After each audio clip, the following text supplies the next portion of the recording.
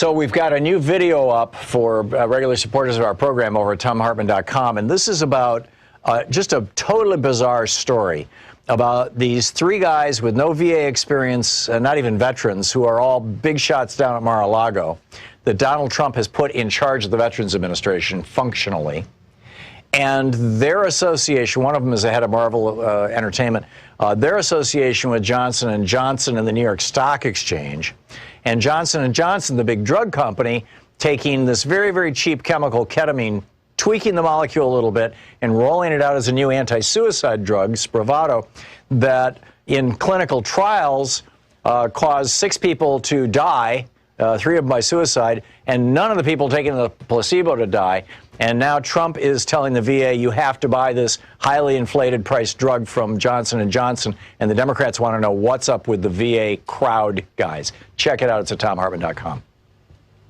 Thank you.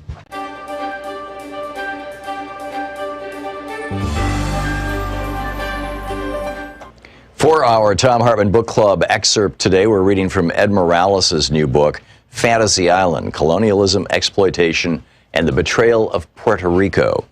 This is from the first chapter. There was never any doubt that the United States wanted Puerto Rico for its own when it began a war with Spain near the turn of the 20th century. Cuba had been in the throes of independence war with Spain off and on since 1868, and the conflict that began in 1895 seemed ripe for the United States to capitalize on. The sinking of the USS Maine, an American naval ship destroyed by an explosion while moored just outside Havana, fueled American entry into the war.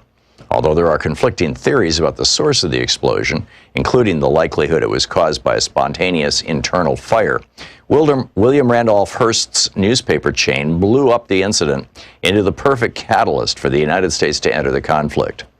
When Theodore Roosevelt entered the fray with his army of Rough Riders, the whole affair came as no surprise to anyone who'd been paying attention to the lust U.S. government leaders and military had long expressed to expand southward and westward. And although the idea of manifest destiny was at the forefront of the political discourse of this period, it's less often observed that the United States' expansionist gaze was saturated with racial language and attitudes, at once desirous of and repelled by Latin America's mestizo mulatto social dynamic. The Haitian Revolution at the end of the 19th century and into the 20th created a U.S. obsession with both Cuba and Puerto Rico because of the potential of a similar black-led revolt on those islands. In 1826, Virginia Senator John Randolph feared that such a revolt would render the southern United States vulnerable to invasion from Cubans in rowboats. For this reason, he objected to the United States participating in the 1826 Panama Congress because American diplomats would have to endure the horror of a U.S. diplomat taking his seat in the Congress, quote, beside the native African, their American descendants, the mixed breeds, the Indians, and the half-breeds, without any offense or scandal at so motley a mixture, end quote. The logic driving this perspective underlined not only the importance of slavery to the emergence of capitalism in the 19th century, but also, as Matthew Karp points out in this vast southern empire, the extent to which slave owners and their elected representatives disproportionately shaped U.S. foreign policy. Going back as far as the Haitian Revolution, fear of a successful slave rebellion in the newly formed United States strongly motivated Southern politicians. As Karp mentions, to that end, Presidents Madison and Monroe, quote, used overwhelming force to destroy black maroon settlements in southern Florida, end quote. Fear of slave rebellions also briefly united the interests of American slaveholders and Cuban elites who wanted independence from Spain, but in the late 19th century, after abolition, Roosevelt's forces fought in conjunction with Afro-Cuban armies against their common Spanish foe. The move to wrest Cuba and Puerto Rico from Spain came just as Spain had finally relented to end slavery as a concession to black rebel Cuban armies that had formed to push for independence.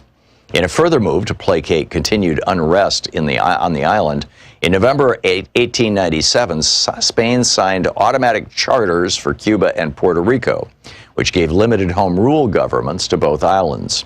Puerto Rico would gain full representation in the Cortes, the Spanish parliament, and could veto Spanish commercial treaties unfavorable to them while also retaining the rights to set tariffs on imports and exports.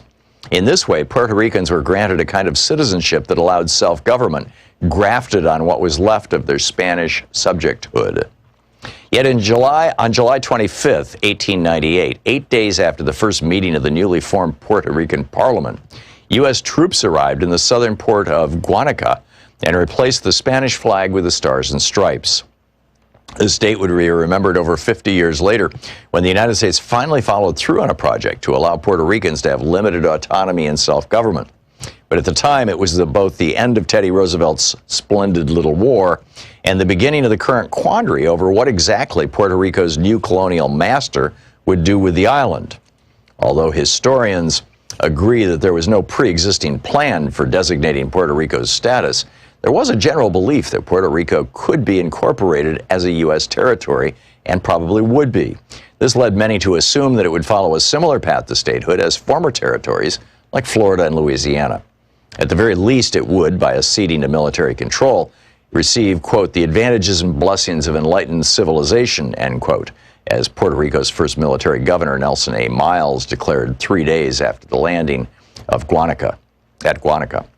Because Cuba was so militarized during its wars for independence, the United States decided to allow it national sovereignty, thinking it could still exert considerable control over the economy because of existing business interests and a ready-made set of Cuban consumers who were already buying Ford Model Ts. But although Puerto Rico had experienced anti-Spanish uprisings in the mid-19th century, in 1898 they did not have nearly the same level of armed mobilization present. So the United States held on to it, particularly because of its geographic location, which would provide the United States with a stronghold on the easternmost tip of the Caribbean. The book is Fantasy Island by Ed Morales.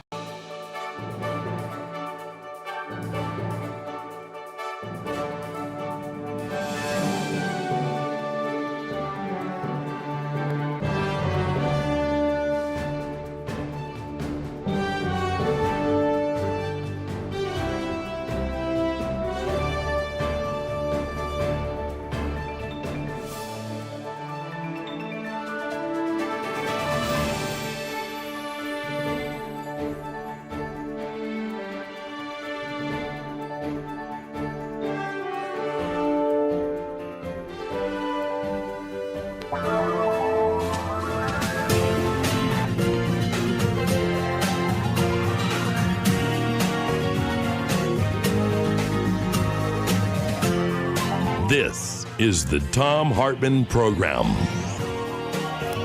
Well, this is not an alternate universe. It really is Monday. Donald Trump really is president. You know, Jeff Tiedrich is tweeting, maybe it was a bad idea to put an incompetent racist in charge of in the White House. You think? Anyhow, I hope you had a good 4th of July holiday, and I hope 2-3 weeks from now we're not seeing the explosion in coronavirus cases that we're seeing right now, 2-3 weeks, well, 4 weeks, I think, more or less, down the road from Memorial Day. But, I'm not holding my breath. On the other hand, on the 4th, Louise and I got in the car and went out and just drove around pretty much the same places we drove around on, not altogether the same places, but pretty much the same. On Memorial Day, just kind of looking at the town and looking at what's going on. And on Memorial Day, it was just filled with people and nobody was wearing masks, or, fewer than 10%. The 4th of July, everything was pretty empty. So I think people are getting the message.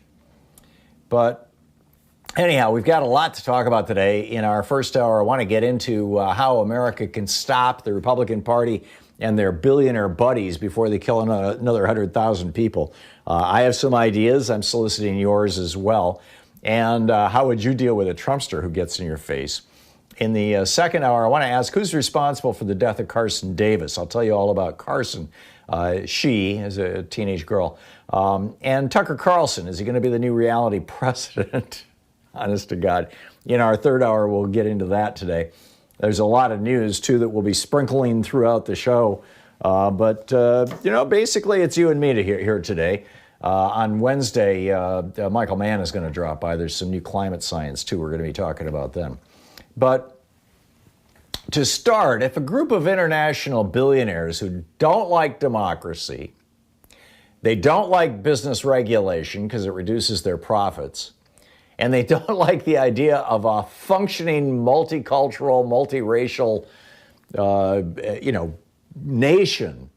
If they hired somebody specifically to destroy the United States,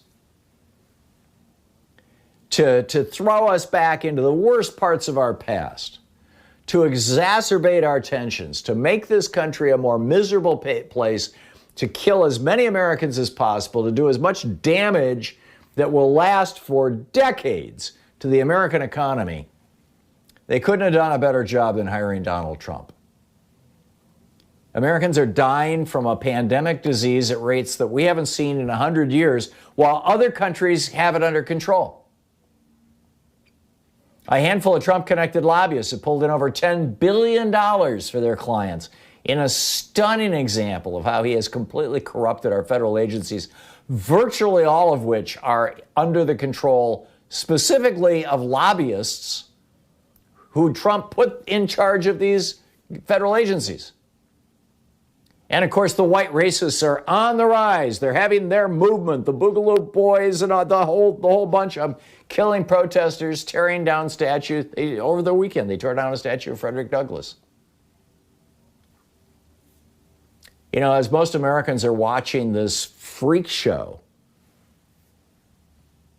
of Republican governance, capital R Republican governance, with horror, there's a small group of American billionaires, and I would say international billionaires, the billionaires who helped put Donald Trump in office. They come from Saudi Arabia, they come from Israel, they come from Russia, they come from China. Seth Abramson's done a great job of compiling the list over in his book, Proof of Conspiracy. They're just, they're happy. Billionaire Rupert Murdoch has his Fox News network running overtime, pumping out racist memes, phony outrage.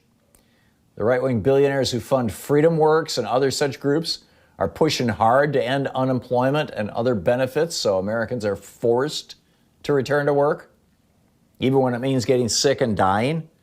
Down in Brazil, President Jair Bolsonaro today or yesterday vetoed legislation that would have provided masks, free masks to people, poor people living in the slums of Brazil. Well, at least they had a policy to provide everybody with a mask. The Trump administration won't even talk about that. I mean, the policy never got put into place because Bolsonaro vetoed it, but ever since April 6th, when the Washington Post, the New York Times, CNN, MSNBC, Fox News, right across the board, April 6th, everybody reported the breaking story that black people were dying and Hispanics were dying at about twice the rate of white people from COVID-19. Ever since, it took a day or two for them to digest it. So it was really April 8th and April 9th. But if you go back and look at the news stories, what you see, and you can see this in the if you subscribe to the New York Times or the Washington Post, any of these papers, you can go back and look at their archives. You will see that it was in the days immediately following April 6th. I pointed this out on this program. I said, this is going to happen. On April 7th, I was talking about, this is what's going to happen.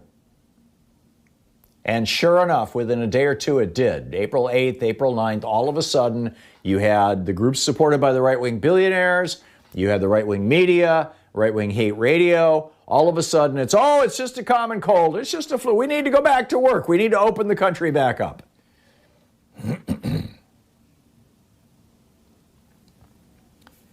And, the Trump administration basically is working as hard as they can to expand infections.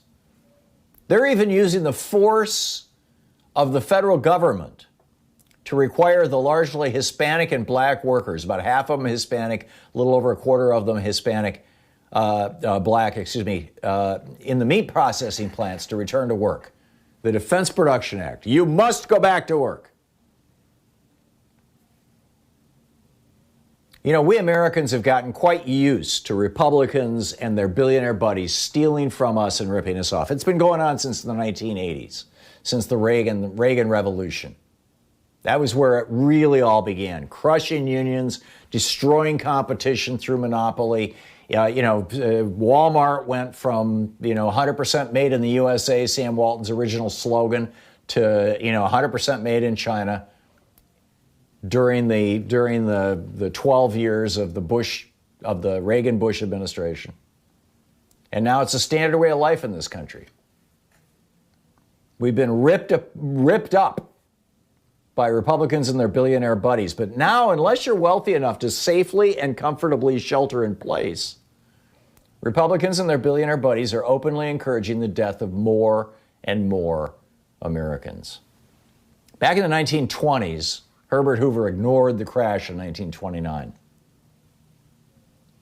And therefore, the Republican Great Depression continued for 3 long years, leading to massive wreckage, including economic damage and torn apart families that echoed through our nation for generations. My mother's family lost everything in the Great Depression.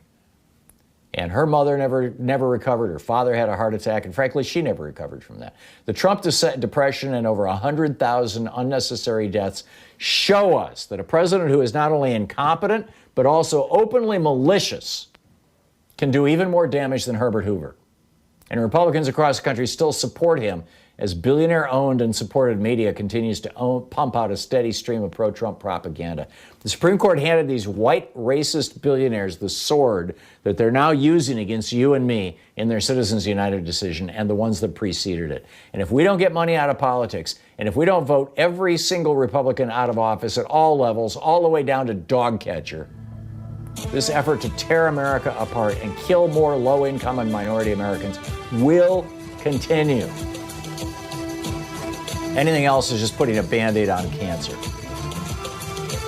You can find my thoughts on this over at buzzflash.com this morning. Can Americans stop the Republican Party and their billionaire Lifeline before another 100,000 die? What do you think? You think we can do it? I'm getting hopeful, actually. This is the Thom Hartmann Program. Although, as I said, the damage that Trump and his billionaire buddies have done, particularly to Gen Z, is going to last for a long, long time.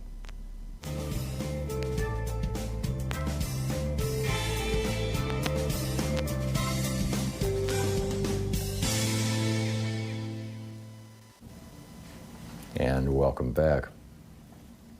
Boy, what a day, huh? So much going on. Let's see here. Sherry in Shelton, Washington. Hey, Sherry, what's on your mind today?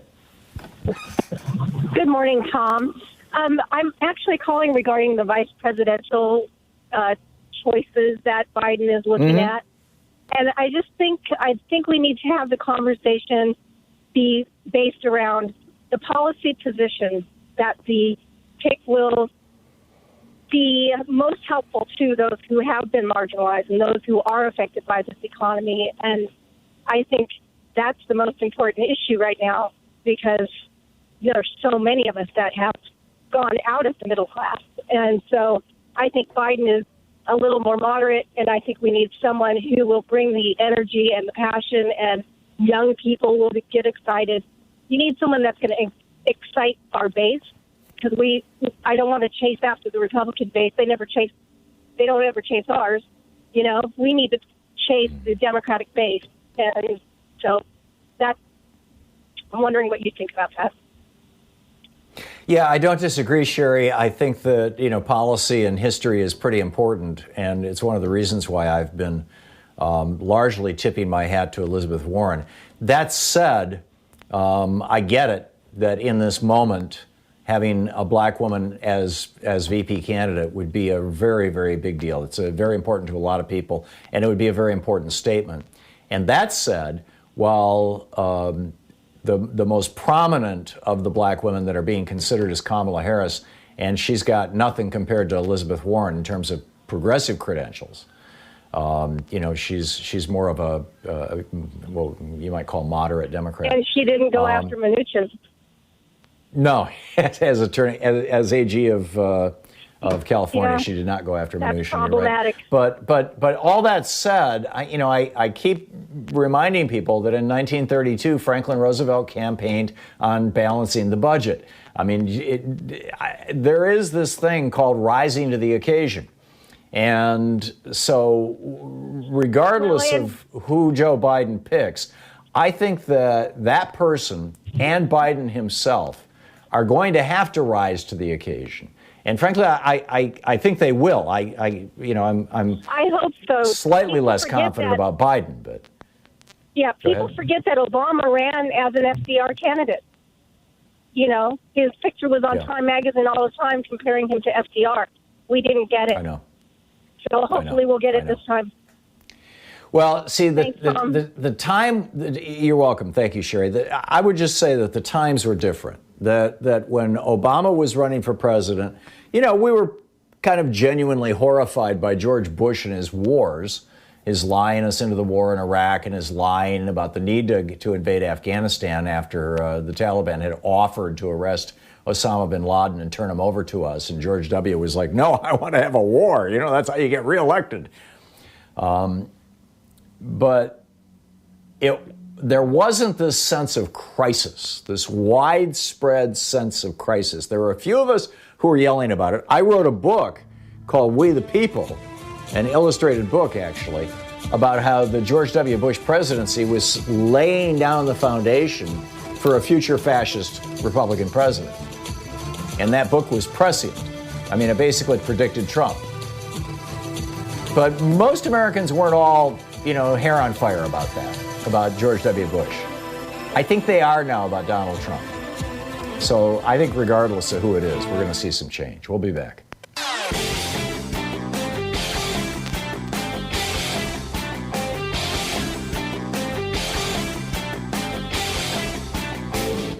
Our 1-hour free podcast recaps our show, and it's available wherever fine podcasts are found. And we have the full 3-hour podcast available over at thomhartmann.com if you want to really support our program. 9 years before the oligarchs of the South declared war against the North because they wanted to preserve slavery. In fact, they wanted to impose slavery in the North. Many of these guys that these monuments have been built to just came right out and said it. 9 years before that began, Frederick Douglass gave a speech saying, "What to the slave is the 4th of July?" A good and important question. It continues to be a question because slavery is still legal in the United States. The 13th Amendment said that slavery can only exist under the color of law. If somebody is charged or convicted of a crime, then they can be held as a slave. And it's still going on in the United States. In fact, it's the main reason why we have more prisoners than any other country in the world, free labor. And then on top of that, we find that the police departments that get more 1033 equipment, they kill more people. Check it out at thomhartmann.com.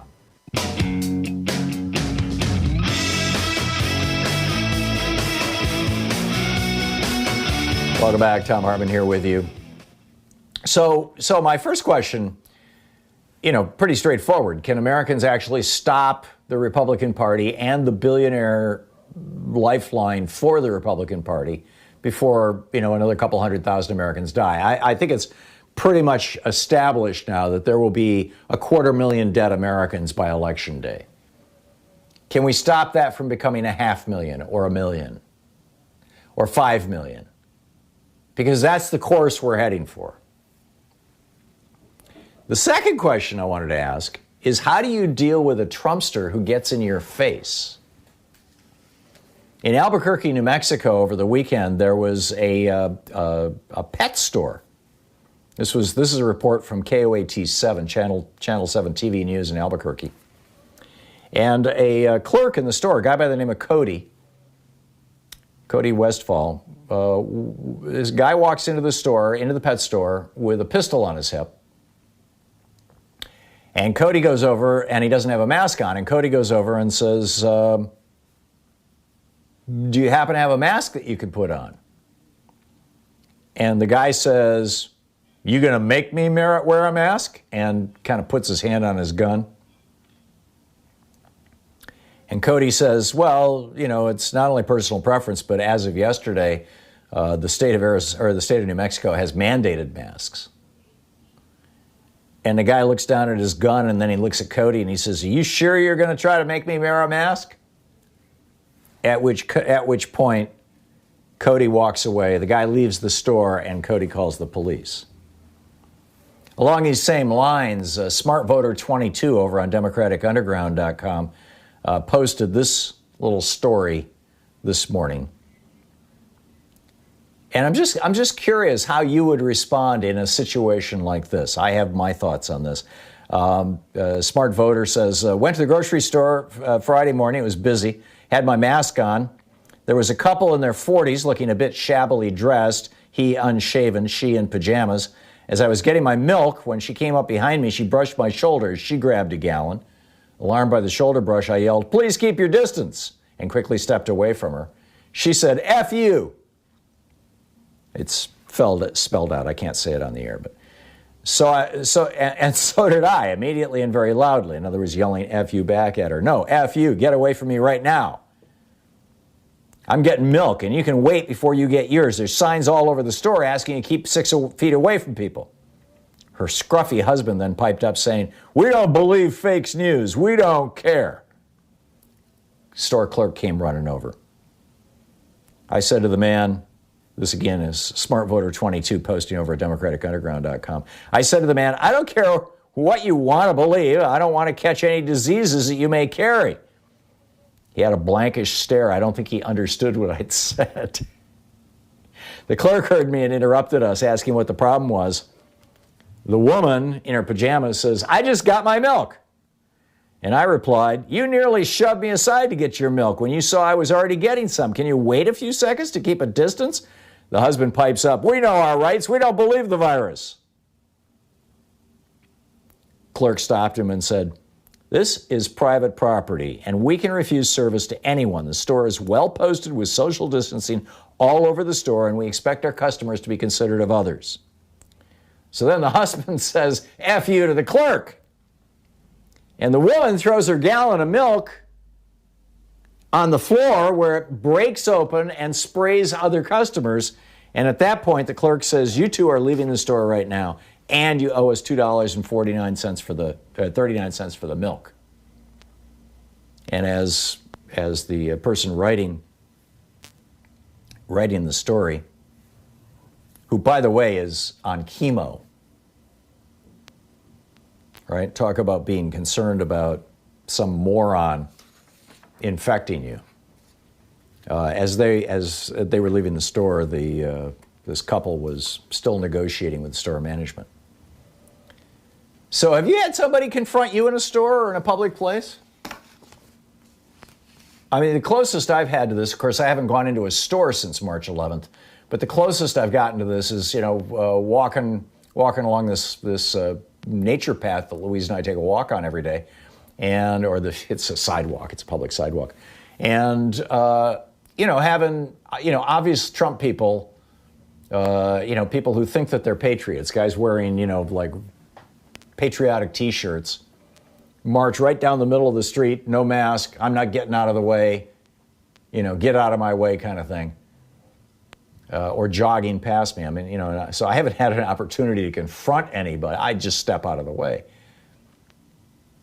But if that happened in a store, man, I would have, I would be torn between two instincts. On the one hand, wanting to yell, basically F you back at them, as this person did. And on the other hand, wanting to get as far away from them as possible, because not only are they probably infected, if they have this belief system that it's all a liberal plot, then they have been behaving like this for a while, which means that they're much more likely to be infected.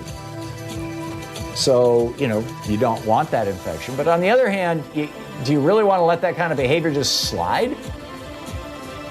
28 minutes past. You're listening to the Thom Hartmann Program. Call 202-808-9925. Defending America from the conservative weapons of mass deception. Thom Hartmann here with you. Pick up your calls after the break.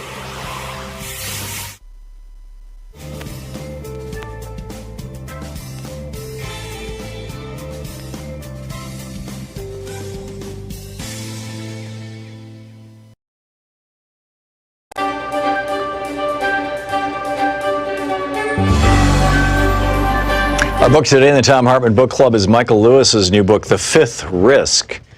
And this is from the prologue, which is titled Lost in Transition. Chris Christie noticed a piece in the New York Times. That's how it all started. The New Jersey governor had dropped out of the presidential race in February 2016 and thrown what support he had behind Donald Trump. In late April, he saw the article.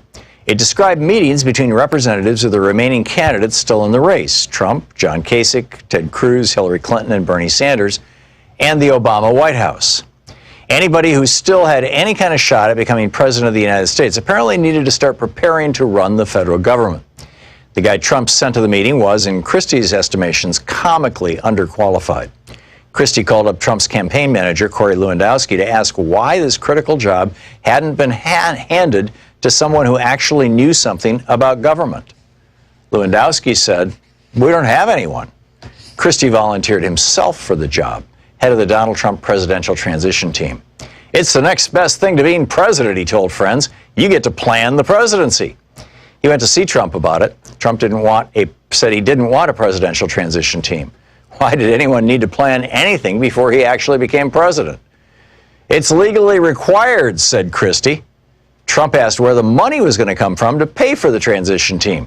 Christie explained that Trump could either pay for it himself or take it out of campaign funds. Trump didn't want to pay for it himself, and he didn't want to take it out of campaign funds either, but he agreed grudgingly that Christie could go ahead and raise a separate fund to pay for his transition team. But not too much, he said. And so Christie set out to prepare for the unlikely event that Donald Trump would one day be elected president of the United States. Not everyone in Trump's campaign was happy to see him on the job. In June, Christie received a note from Trump advisor Paul Manafort. "The kid is paranoid about you," Manafort said. The kid was Jared Kushner, Trump's son-in-law. Back in 2005, when he was U.S. Attorney for the District of New Jersey, Christie had prosecuted and jailed Kushner's father, Charles, for tax fraud. Christie's investigation revealed in the bargain that Charles Kushner had hired a prostitute to seduce his own brother-in-law, whom he suspected of cooperating with Christie, had videotaped the sexual encounter and sent the tape to his sister. The Kushners apparently took their grudges seriously, and Christie sensed that Jared still harbored one against him. On the other hand, Trump, whom Christie considered almost a friend, couldn't have cared less. He'd invited Christie to his and Melania's wedding, and he pressed him to attend his daughter Ivanka and Jared Kushner's wedding. "That would be awkward," said Christie. "I'm paying for the wedding, and I don't give an S," said Donald. Christie viewed Jared as one of those people who thinks that because he's rich, he must also be smart. Still, he had a certain cunning about him. And Christie soon found himself reporting everything he did to prepare for a Trump administration to an executive committee. The committee consisted of Jared, Ivanka Trump, Donald Trump Jr., Eric Trump, Paul Manafort, Steve Mnuchin, and Jeff Sessions. "I'm kind of like the church elder who double counts the collection plate every Sunday for the pastor," said Sessions, who appeared uncomfortable with the entire situation. The elder's job became more complicated in July 2016 when Trump was formally named the Republican nominee. The transition team now moved into an office in downtown Washington, D.C. and went looking for people to occupy the top 500 jobs in the federal government. They needed to fill all of the cabinet positions, of course, but also a whole bunch of others that no one in the Trump campaign even knew existed. It's not obvious how you find the next Secretary of State, much less the next Secretary of Transportation. Never mind who should sit on the Board of Trustees of the Barry Goldwater Scholarship and Excellence in Education Foundation.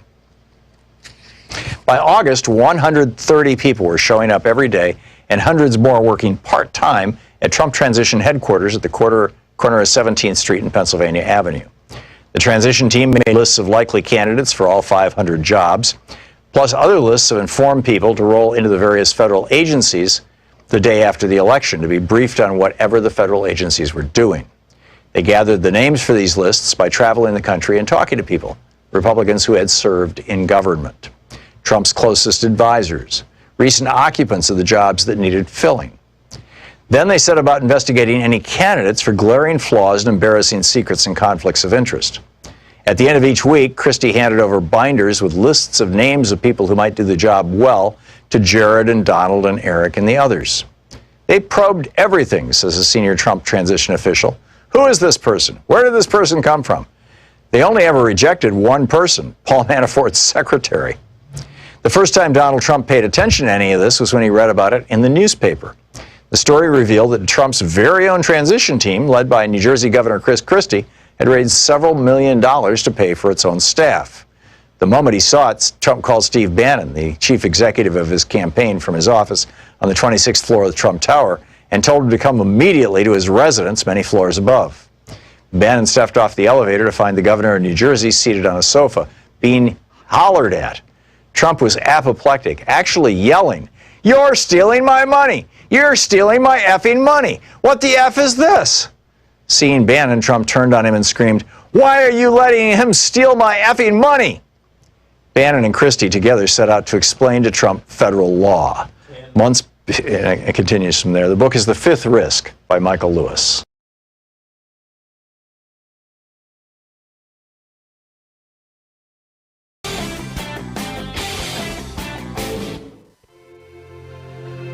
Coming up on the Science Revolution, I'm asking, will the new definitions of first world and third world be those countries that have the virus under control and those countries that don't?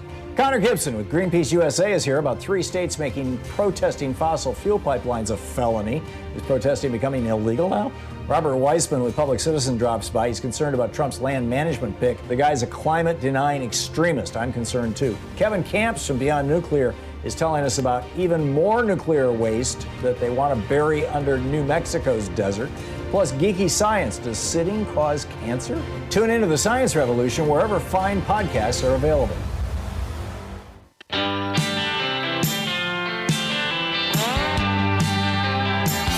So, in a apparent response to my question about how do you deal with a Trumpster in your face, Mr. Resistance Stevie over on Twitter says, here's a conspiracy theory to lob at your Trumper family. Tell them COVID-19 is a liberal plan to kill off all Trump supporters. Libs created the virus with China's help to take out everyone who doesn't wear a mask, and that's the Trumpers. What do you think? So somebody confronts you in the supermarket, you say, "Oh, you're not wearing a mask. You're going to die. I guess our liberal plot is succeeding." Or you turn to the person next to you going, "It looks like our plan is succeeding, Joe. The conservatives aren't wearing masks and they're going to get sick and die. Very interesting." I don't know. But what do you think? Carmen in Philadelphia. Hey, Carmen, you had experience with a Trumpster? Oh, yes, I did, Tom. Tell me about it. A couple of days. Sure. A couple of days ago, I know you don't come to Philly that often, but there's a train line called the Market Frankfurt L. Mm-hmm. And I was on this particular line, because I had to do some shopping in downtown Philadelphia. Now, a young man gets up in my face, no mask, and I stuck my hand out to keep him from getting too close to me. And he said, mm-hmm. "Old lady, don't tell me you believe that liberal BS about this virus. Trump says it's not real, it's a hoax, so it's real. It's not for real, it's BS." And I said, "Well, you know what? Mm-hmm. Just like you had your choice to believe him and not wear a mask, I have a choice and the right to believe the doctors and the scientists, and I'm going to wear a mask, and I'm going to practice social distancing. Just like you have a choice not to wear a mask." And he said, mm-hmm. "Well, old lady, how would you like it if I took your mask off?" Now, like you, Tom, I'm a baby boomer. And my mother raised me that if you don't hit anyone unless they put their hands on you first. Mm-hmm. So this young man reached out to try to grab my mask, and I slapped him. Now, unbeknownst to both of us, there was a SEPTA police officer on the train, and he saw and heard everything that happened with this exchange. And he got up from where he was sitting. He walked over. He put his hand on the young man's shoulder. "You, I want to talk to you." And he looked at me, and the cop looked at me, and he said, "Where are you getting off at, miss?" I said, 15th Street. He said, "Okay, good." He said, "When you get off at 15th Street, no, nothing more to be said. Go on about your business. He said, but you, I want to talk to you. So when my stop came up, I got up and left and went on about my day. Mm-hmm. Yeah, quite That's a story. it. Carmen, I congratulate you on standing up. I mean, that's like I said, I guess I've just spent my whole life being averse to conflict, which is a weird thing to say for somebody who's a talk show host who makes his living debating conservatives, but at least physical conflict. Maybe it's because I was bullied as a kid or something. But Carmen, I tip my hat to you. Congratulations. Thanks a lot for the call, and thanks for sharing your story with us. Paul in Sparta, Wisconsin, you have a story? Yeah, thanks, Tom, for taking my call. I was at the local gas station here a couple weeks ago, had my mask on, had my gloves on, putting gas in my car. Well, a big old burly biker pulls up beside me on the other side of the gas pump and just stares. So I went on into the store and paid for my gas and come back out, and he's still staring at me. And so as I opened my door and took my mask off and got ready to get in my car, I heard this, "You mask-wearing," a name for a cat. I'm sure you understand. Okay, yeah. And so, I thought about it for a second. I threw my door back open, threw my mask on, stepped around the pump, and said, "Hey, big man, if you think you can take this off of me, you're more than welcome to step up." And we sat there for about 25 or 30 seconds, and he just looked at me, and I just turned around and walked away. I said, "Well, I thought so. I didn't think you had it in you," and just got in my car and left. Wow. Were you substantially physically bigger than him? I'm 5'11", about 260, got a long beard. I'm an old man. I'm in my 60s. Mm-hmm. But we were about the same size. He had maybe 100 pounds more on me, but, I'm not scared of these people. They're idiots. I work at a commissary at where I work at, and you see every once in a while people walking in without masks, and I confront them, and there's nothing they can do because nobody in that building is my boss. So I can get away with that. It's my wife. Well, you're in Wisconsin. Is it mandated? My wife and I both cannot go out because we both have underlying conditions. We go to work, we come home. I've stayed in my house for, I'll bet you, almost 3.5, 4 months now. I'm tired of it, but I don't want to lose my wife. Yep. Yeah, it's a tough one. It's a real tough one, and the poorest among us are the ones who are really bearing the brunt of this because the working poor generally don't have an option other than going back to work, and in many cases, those are the frontline jobs. It's got to be really, really tough. Paul, thank you for the call, and thanks for sharing your story with us. John in Minneapolis. Hey, John, what's up? I just wanted to, not to change the subject, which is very interesting, to say the least. About, the economy, the billionaire class has made $550 billion off of, the failed policies of Donald Trump. And even if they lose, if the stock market, say, were to lose half its value, they will still be there with billions. And this is the problem, that we've put so much emphasis and so much faith in billionaires to trickle down their wealth, which they never do, and essentially steal from us. And, it goes on, and the political class really is almost powerless, even if they want to do anything about it, because they're so entrenched in Washington, D.C. with their lobbyists, and then, Fox News and all the other, BS that we have to deal with. I think it's changing, but, there's really, I think, no impetus for them to change. They're making money. They can isolate themselves.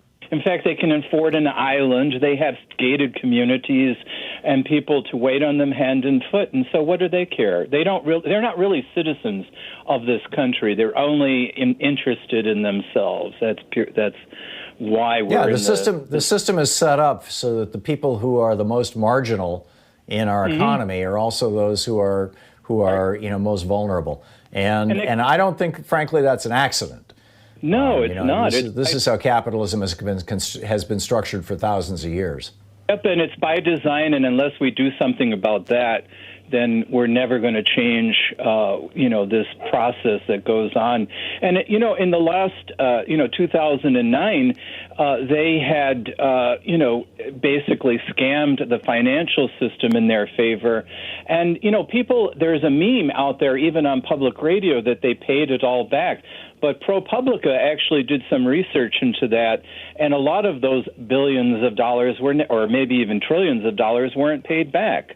So it's trillions. Socialism for them and death for the bottom. That's what they're really all about. Yep. We need to get rid of it. I'm done with Amen. John, thank you. Well said. From John in Minnesota to John in Minnetonka, Minnesota. Hey, John, what's on your mind? We got about a minute to the break. Minnetonka. I had a confrontation at over mask at a computer store. I'm 67. I'm a big guy. I'm 6'1". The guy in his 30s, about 6'5", about 300 pounds, got into my space. I had a mask on, and I stepped away. He stepped right up next to me. I stepped away again. He stepped right up next to me. I stepped away and said, will you please keep some space here? And he said, I don't have to MF do anything. I can do anything I want to. You can't tell me what to do. And I said, I'm wearing a mask to protect you. You can at least protect me. And he clenched his fist. Yeah, you want to try to make me wear one? And I said, go ahead and swing if you want. I will have you arrested, and I'll sue the crap out of you. At that point, the store employee stepped in. I went back the next day because in all that I'd gotten the wrong piece. I went back, and they had somebody at the front door. They had masks, handing them out, and sanitizer, and said, you cannot come into the store without a mask. And I asked, said, is this because of what happened yesterday? Because I recognized the cashier that I had taken care of me. He said, yep, we're not allowing anybody in the store without a mask. Good.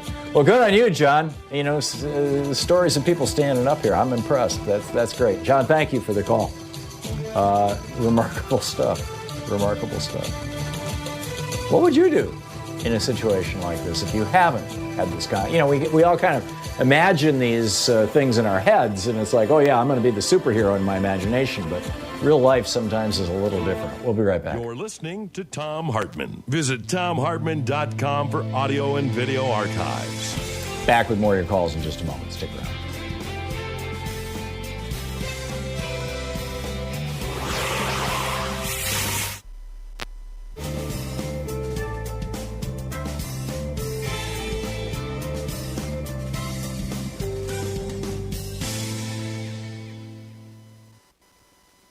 Welcome back. Dennis in Aptos, California. Hey, Dennis, thanks for watching Free Speech TV. What's on your mind today?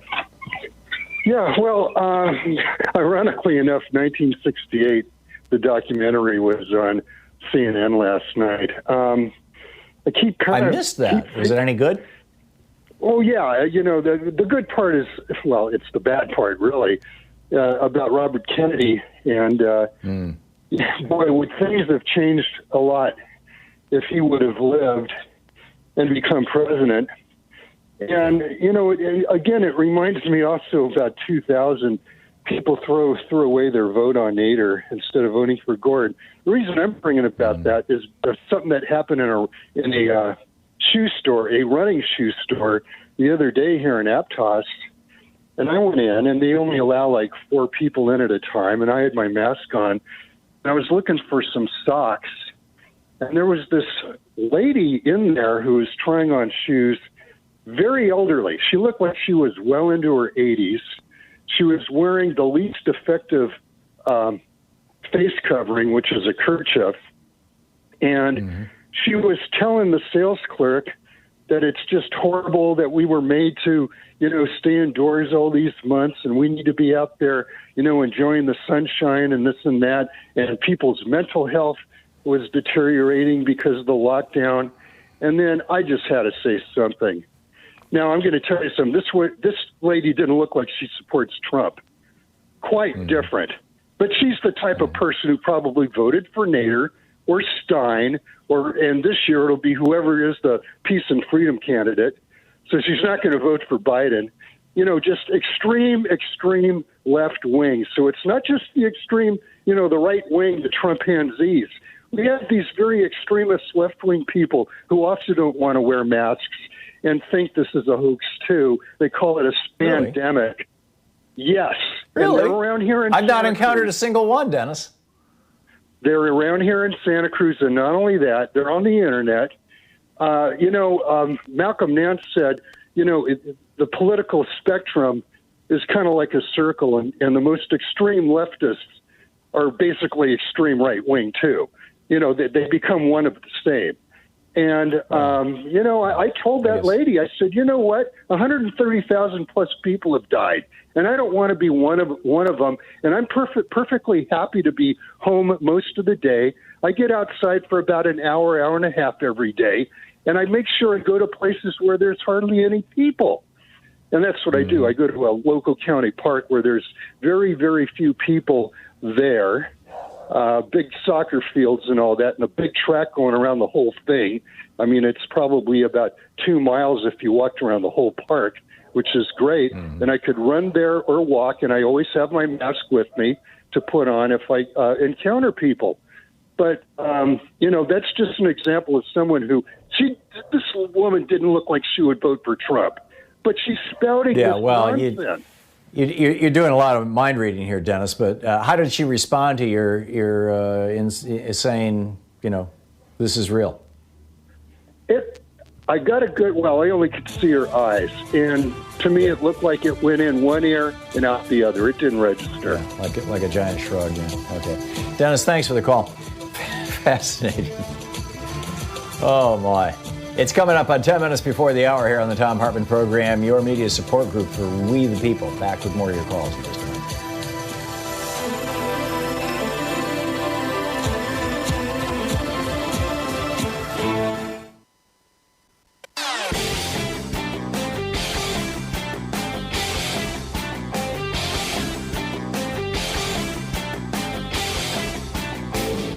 Hey, we're putting together a series of American history books. It started with a hidden history of guns and the Second Amendment. Then we had the hidden history of the Supreme Court, the betrayal of America. Then the hidden history of the Republican war on voting. Coming out soon is the hidden history of monopolies, how big business destroyed the American dream. And then next spring, it's going to be the hidden history of oligarchy and tyranny. So back in 2018, Bayer, the German pharmaceutical company, bought Monsanto, the American chemical and pesticide company. And, God only knows what else, seeds and whatnot. Anyhow, Bayer bought them for $63 billion. Bayer just very recently set aside $10 billion to cover the cost of consumers, people in their homes, who bought Roundup and got non-Hodgkin's lymphoma, cancer, from Roundup, this product that Monsanto makes that Bayer now is responsible for. $10 billion. The kicker is that the home use of Roundup only represents about 10% of Monsanto's sales of this product, glyphosate. It's amazing. There's a whole video about this for the people who support our program over at thomhartmann.com. You can check it out over there.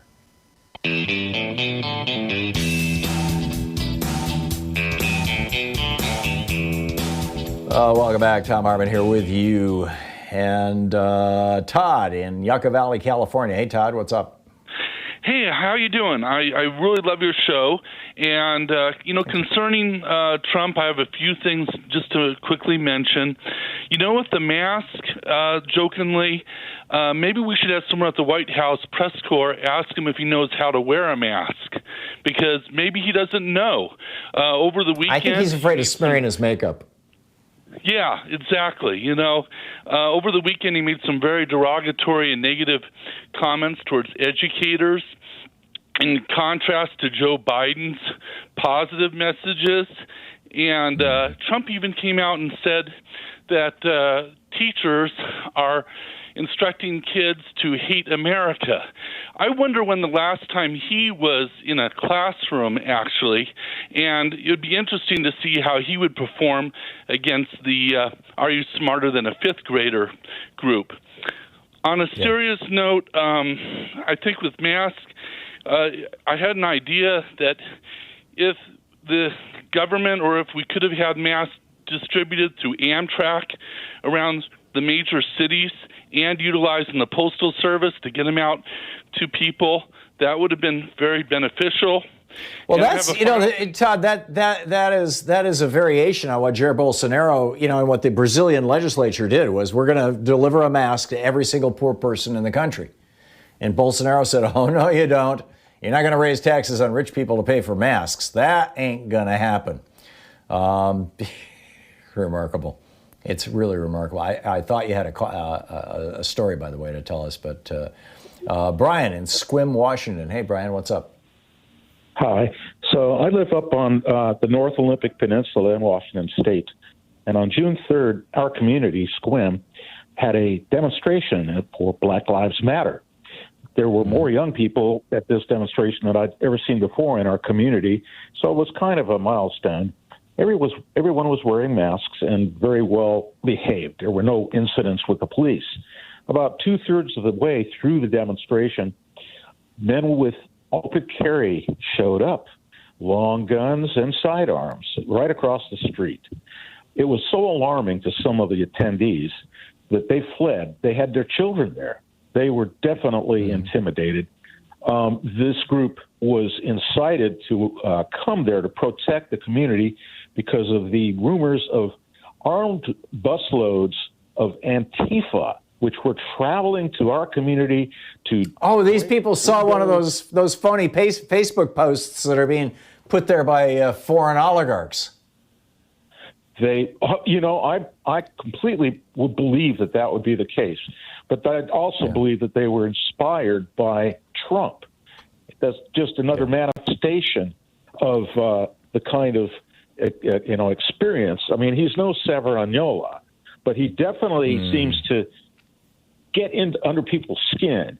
Now, at the same day, there was a family from Spokane area in a white bus, multiracial family, who were traveling for a camping trip out in Forks, which is west of our community, about 100 miles or so. And they were confronted directly by residents who showed up with long guns and were questioning them about their political beliefs. They told them they were not Antifa, they were there for a camping trip. Well, they followed them from the parking lot down, it's called the A Road nearby. And while they were there, they were the family was setting up their camp and having a good time. And these people were rolling by with their cars and their trucks, spraying gravel on them. Well, after a while, they heard gunfire nearby and chainsaws. Well, they decided they'd better leave. So as they packed everything up, got on their bus, and went down the A Road, get back to the highway, they suddenly realized they couldn't leave because somebody had felled at least a dozen trees across the road.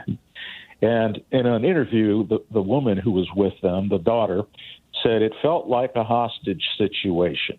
The police finally showed up, the sheriff, and some students nearby have chainsaws and cut the trees out of the way, which were incidentally on National Forest land, so the FBI has been looking into that. But this is just kind of not symbolic, but I think it's what's going to happen more and more as Trump raises the level of his rhetoric, and it gets more and more volatile and dangerous. And I agree with you, Brian. This story, by the way, made national press, and it's been confirmed that those guys who showed up with the guns and the chainsaws had seen a Facebook posting saying that Antifa was coming to their town to terrorize them. And it was directly related to what Trump had to say. Yep. Now, the funny thing is, and a friend of mine said, this is what you do. You ask them, well, do you guys like Nazis? Did you know that your father, if he fought in World War II, was Antifa? They don't know. I think a lot of them, I think, Brian, well, you're right. They don't understand that Antifa means anti-fascist. But secondly, I think a lot of them actually do like Nazis. That's the really scary part of it. Brian, thank you for the call. What a story. We'll be back. Stick around.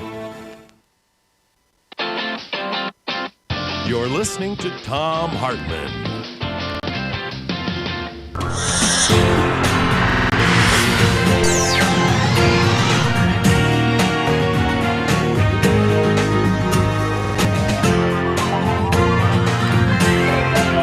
say fight back!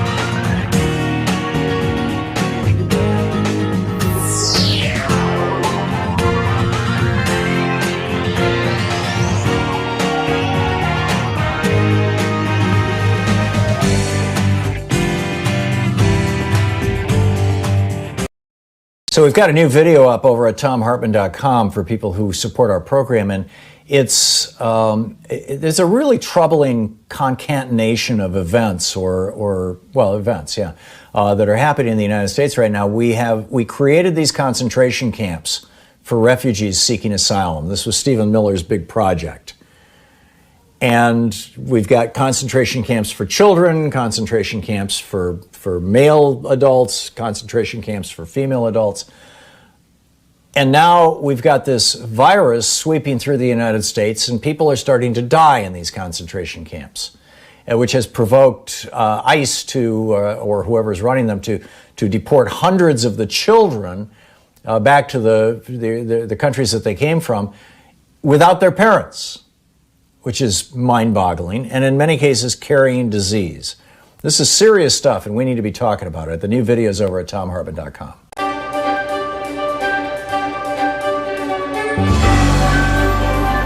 Our book today in the Thom Hartmann Book Club is Michael Lewis's new book, The Fifth Risk. And this is from the prologue, which is titled Lost in Transition. Chris Christie noticed a piece in the New York Times. That's how it all started. The New Jersey governor had dropped out of the presidential race in February 2016 and thrown what support he had behind Donald Trump. In late April, he saw the article. It described meetings between representatives of the remaining candidates still in the race: Trump, John Kasich, Ted Cruz, Hillary Clinton, and Bernie Sanders, and the Obama White House. Anybody who still had any kind of shot at becoming president of the United States apparently needed to start preparing to run the federal government. The guy Trump sent to the meeting was, in Christie's estimations, comically underqualified. Christie called up Trump's campaign manager, Corey Lewandowski, to ask why this critical job hadn't been handed to someone who actually knew something about government. Lewandowski said, "We don't have anyone." Christie volunteered himself for the job, head of the Donald Trump presidential transition team. "It's the next best thing to being president," he told friends. "You get to plan the presidency." He went to see Trump about it. Trump said he didn't want a presidential transition team. Why did anyone need to plan anything before he actually became president? "It's legally required," said Christie.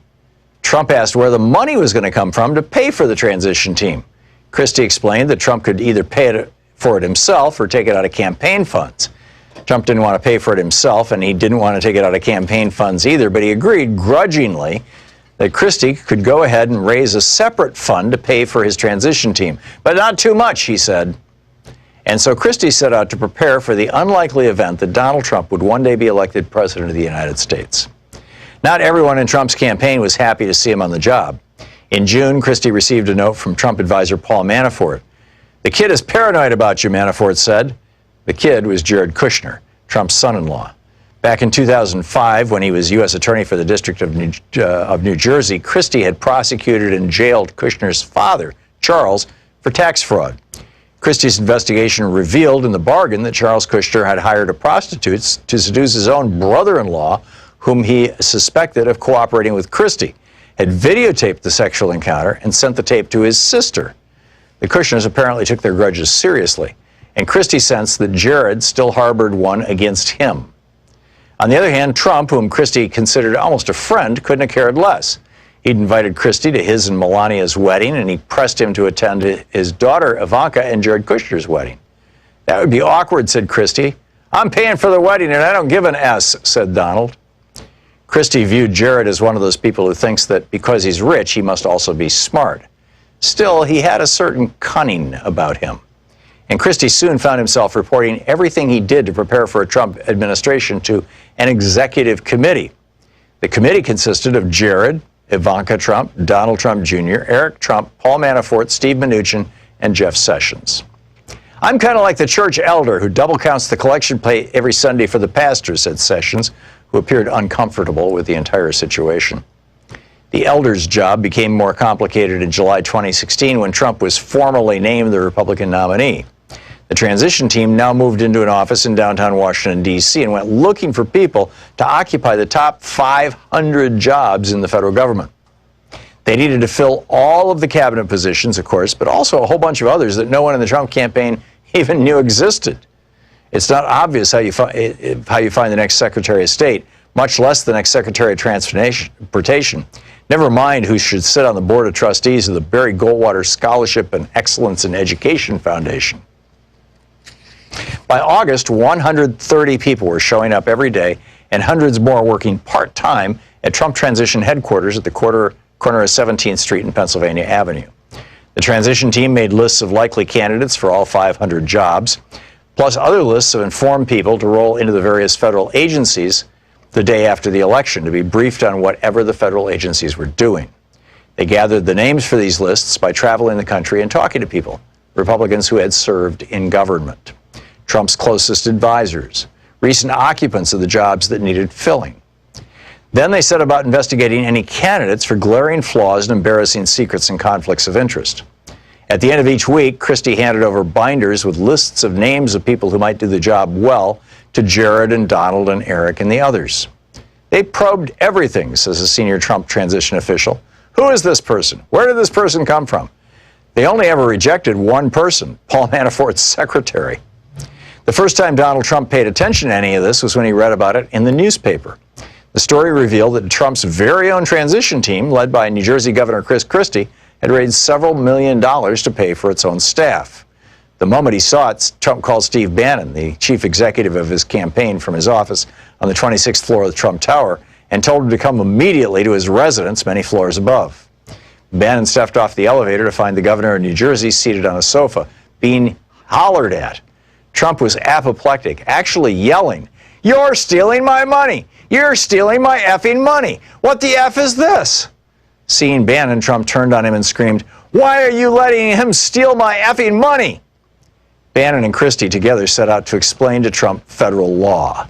Months, and it continues from there. The book is The Fifth Risk by Michael Lewis. If corporate crime costs us more and kills more people, and we don't even talk about it, it's amazing. Anyhow, the book is Unequal Protection, How Corporations Became People and How You Can Fight Back.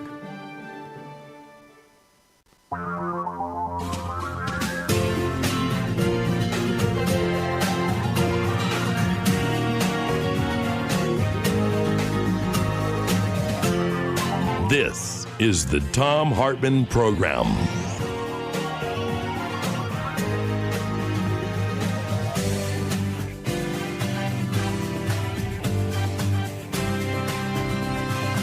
Welcome back. Thom Hartmann here with you. Tucker Carlson is probably one of the more toxic members of the Fox lineup. He's lost a lot of advertisers as a result of his basically naked racism. This has been his shtick for years and years and years. Tucker, he's a smart guy. He's a young guy. He knows how to manipulate the media. His father was the CEO, as I recall, or one of the most senior executives at the Corporation for Public Broadcasting for years and years. He grew up very wealthy, relatively, and has, positioned himself as the young, smart right winger. And apparently he's the Trump whisperer. There's been some really interesting analyses done by a number of reporters. The piece that I'm looking at here summarizes Jonathan Swan over at Axios. He rounded up a bunch of these things.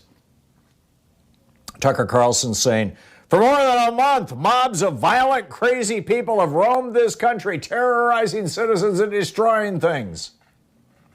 And then Donald Trump in his 4th of July speech said, "Angry mobs who try to tear down statues of our founders, to face our most sacred memorials, and unleash a wave of violent crime in our cities." Right. First of all, the mobs have nothing to do with violent crime in our cities. Secondly, if you want to call them mobs, citizens protesting. Secondly, our most sacred memorials. These are not memorials, by the way, to the soldiers who died in the Confederacy. These are not memorials to even Southern culture outside of racism. These are memorials. These are not even memorials. These are statements of white supremacy. These statues were put up to say to black people specifically and non-white people more generally, but specifically to say to black people that white people won. You know, they might not have won the Civil War, but they won the peace. They control the country, and get back in your place, basically. That's the message that these statues are conveying. And, you know, people are getting it. I mean, white people are starting to get it. Black people have known this for years and years. Tucker Carlson says the education cartel enforced on your children enforces their demands. Donald Trump, July 4th. In our schools, our newsrooms, even our corporate boardrooms, there is a new far-left fascism that demands absolute allegiance. Tucker Carlson, the Cultural Revolution. The Cultural Revolution, you'll remember, was the banner, the name, the rubric under which Mao Zedong murdered millions and millions of Chinese. To institute Maoism. So here's Tucker Carlson. The Cultural Revolution has come to the West. Donald Trump. Make no mistake, this left-wing cultural revolution is designed to overthrow the American Revolution. Now, there are those people who say that, and Tucker Carlson, by the way, his show is now the #1 cable TV show in history. 4.3 million viewers on Fox every night. And whether it's Donald Trump writing the speech, which obviously is not what's going on, or Stephen Miller, which is probably what's going on. Stephen Miller, the racist in chief in the White House. You know, like their official pet Gen Z racist, I guess, or Gen Y or whatever he is. It is a remarkable thing. And now you've got Republicans across the country saying, hey, this Tucker Carlson guy, he should be our next president. Because, hey, you know, that reality show TV president that we've got right now, Donald Trump, that worked out so well. Why don't we get another reality show TV president, Tucker Carlson? Maybe. I mean, the simple reality is that in 1987, when Ronald Reagan repealed the Fairness Doctrine, the provision that broadcasters had to, quote, broadcast in the public interest, which meant that for television stations that they had to carry an hour of news in prime time, and it had to be actual news, and therefore the networks, ABC, CBS, NBC, they actually all lost money on their news operations because that was the price for these licenses to run these stations, was that you have reporters all over the world and that you provide good, comprehensive, real news every single day. Well, that ended in 1987, and the news divisions of all these networks came under the purview, under the control of the entertainment division. And that kind of blew all to hell. Right? Plus, there was the provision in the Fairness Doctrine that if a station editorialized, if the opinions of management were being presented, there had to be opposing points of view presented as well. That was all gone. And then, of course, in 96, when Clinton signed the Telecommunications Act, that was the end of local media in the United States. And so now what we have is we have infotainment. And we now have our first infotainment president, who pretended to be a billionaire mogul. In fact, he is a failed, washed up, deeply indebted, real estate guy who has only been able to stay alive financially over the last 20 years by laundering money for foreign oligarchs, which is why he's so desperately trying to hide his tax returns. And even at that, he's nowhere near as rich as he claims to be. I mean, this is the same thing with other members of his cabinet, shall we say. But this is what he said on the 4th of July. Our nation is witnessing a merciless campaign. Oh, my God, these Antifa, these anti-fascists are merciless. They have no mercy. They're not human beings. Our nation is witnessing a merciless campaign to wipe out our history. What history is that? Defame our heroes. Our heroes are the generals who rose up against the United States, who slaughtered American troops, and who tried to conquer the United States to impose slavery in the North. And yes, actually, that became one of the marching cries. It wasn't just, oh, we're just trying to defend slavery down here in the South, though. It was, we're trying to bring it to the North. I mean, this was the Missouri Compromise, you know, it's in the 1820s, just like blew this thing right into the middle of everything. Where Maine went no slave and Missouri was slave, and you know, just the whole mess. So anyhow, back to Donald Trump. Our nation is witnessing a merciless campaign to wipe out our history, defame our heroes, erase our values, yes, the value of white supremacy, and indoctrinate our children. Teach them actual history. Angry mobs are trying to tear down statues of our founders. Well, yeah, there was a statue of Jefferson that got torn down, but by and large, these people are not going after the founders. They're going after the guys who declared a war on the United States, the traitors, those who committed treason. Deface our most sacred memorials and unleash a wave of violent crime in our cities. This is Donald Trump. Our most sacred memorials? Really? Are you buying this stuff? Do you know anybody who's buying this stuff? I'm seeing this Trumpista group shrink. I mean, yeah, okay, so Tucker Carlson's got 4 million viewers, you know, which is quite an accomplishment, but it's a nation of 340 million people. It seems to me that what's happening is that the white and proud racists, the white people who are proud of their racism, are actually shrinking in numbers. More of them are coming out, they're more visible, but they're shrinking in numbers. Maybe I'm wrong. This is the Thom Hartmann Program. I know there's a whole effort to indoctrinate the younger generation and make it cool to be like this and all that kind of thing, but do you think it's working? I don't think it is, but maybe I'm wrong.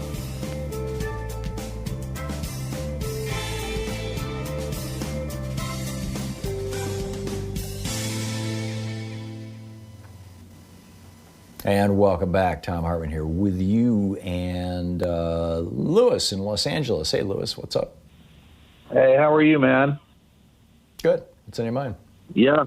Well, I'm back on a topic from a little bit before about the guy who called up and they said, you know, he was going to smack the guy who was, you know, complaining about his mask and everything. But, you know, it reminded me of, you know, the movie Manhattan. Are you familiar with the movie, the Woody Allen movie Manhattan? I have not seen it. Oh, okay. Well, there's a great scene where they're in the museum and he says, did you guys hear that there's a Nazi rally going on downtown next week? And I think we all ought to grab baseball bats and go down there and show them, you know, we mean business. And one of the art people who's sort of liberal says, well, I don't really agree with physical violence. And Woody Allen says, you know, when it comes to Nazis, physical violence is always the best way to go. And I have to say I agree with it. You know? Yeah. Well, I mean, it's like, they'll bully you and bully you and bully you. They'll tell you to take off your mask. What is it bugging them if you're wearing a mask? And people are getting so sick. And I live in Los Angeles, man. You know, things are out of control here. Yeah. Yeah. Yeah. Yeah, I think you guys are looking at the consequence of Memorial Day just like we are here in Oregon. Oregon has just passed 10,000 active cases in the state, and we're a little tiny state. I mean, we're only 4 million people here. And it's bizarre. Lewis, thanks for the call, and thanks for. No, you're welcome, man. Thanks for your good work too, buddy. Bye bye. Sure. Yeah. Good talking with you, Deb in Minneapolis. Hey, Deb, what's up? Hi, Tom. I just want to tell you I was at fireworks display in a little town by where we live, and everybody was social distancing. There were family groups, but everybody was pretty much spread out, and everybody was behaving themselves. And my son and I were sitting off by ourselves, and I'm immunosuppressed, so I keep a healthy distance from everybody. And we're sitting there kind of watching things, and my son said, there's people coming up. It looks like they're going to ask you to sign a petition. And I said, that's odd. And so they stopped, and they were somewhat close to me. And these were young people, I'd say probably high schoolish age. And it's a young lady and a young man, and they stop, and they've got their little clipboards and a pen. And they said, would you like to sign our petition? And I said, masks? Nope. And I said, could you back up a few steps? I can hear you quite plainly. And she looked surprised, but she backed up, and I said, what is your petition for? And she said, Donald Trump. And I said, is it for his removal? And she said, no. And I said, you'll have to move along. And if I were you, I'd keep my distance from others. Just a word. And she looked at me, and the young man gave us the dirtiest look. And I said, well, good luck with that. Good one. Yeah, I know. It's here. It's in our face. And it's bizarre that anybody would try to make a disease a political thing. Deb, thank you for the call. Thanks for sharing your story with us. That's amazing. It's coming up on 20 minutes past the hour here on the Thom Hartmann Program, helping you win the water cooler wars. 3 hours a day, 5 days a week, right here. Stick around.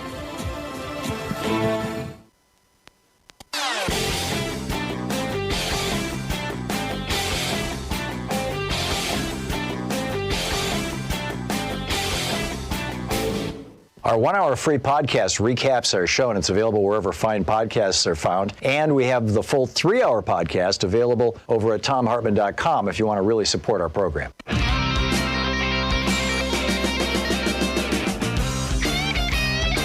Welcome back. Thom Hartmann here with you. One other story I just wanted to put on your radar screen, because this is one of those stories where, a few months down the road, you look back and go, whoa, how did I miss that? As the world, starts to explode, or big things are happening or whatever. And in this case, it has to do with China.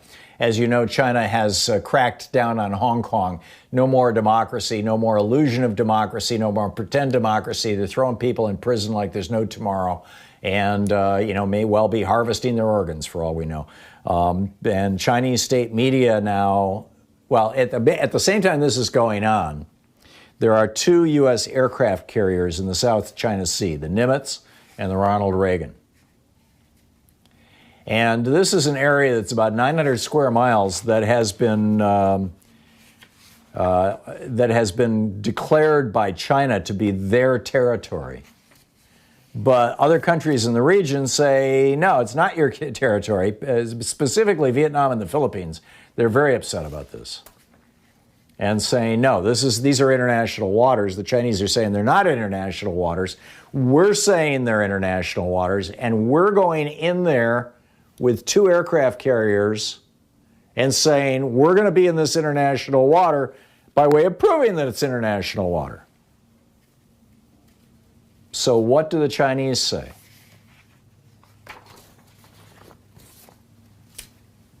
I mean, again, remember in 97, I think it was? Thereabouts.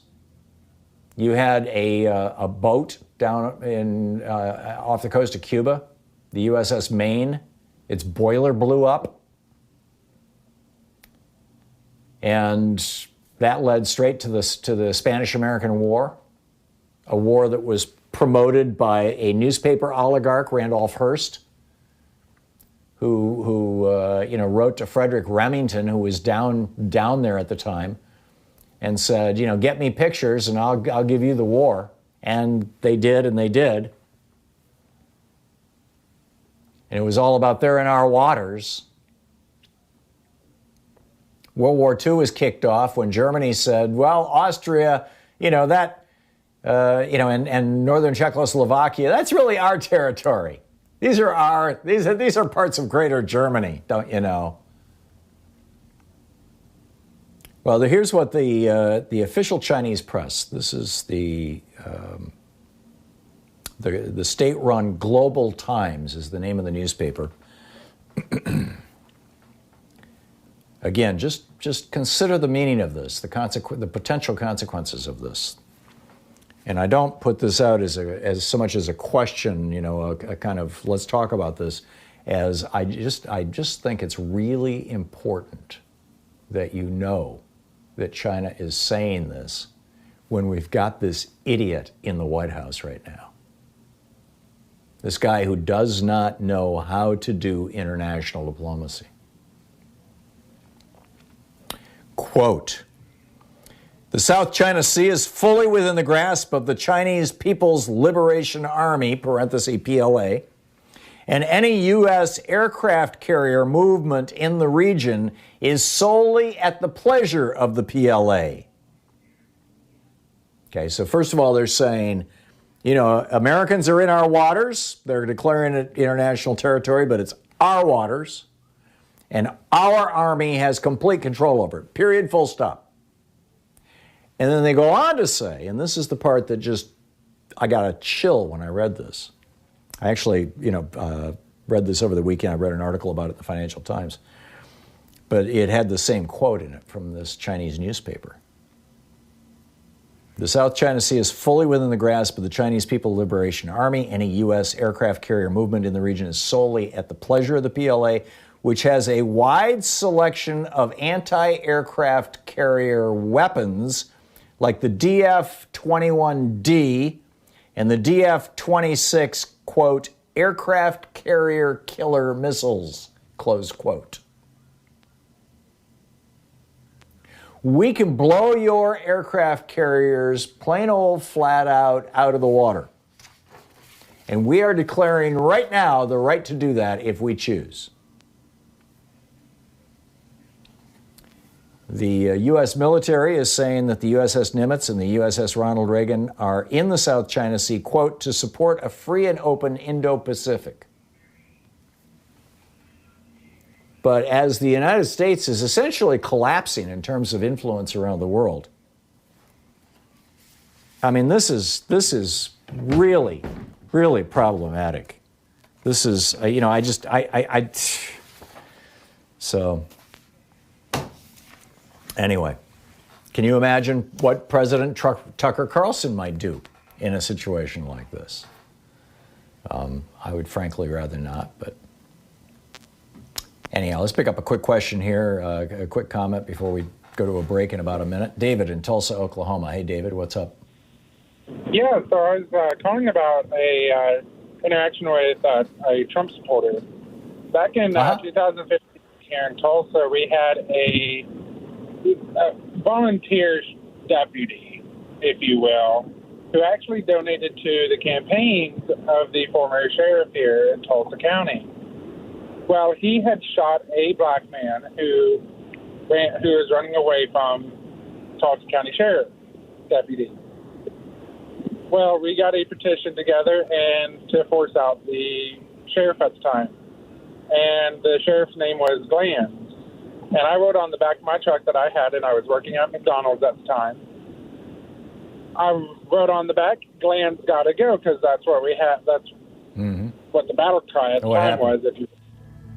And we had a customer come through, and he was threatening to get me fired, and my manager just laughed at him, actually.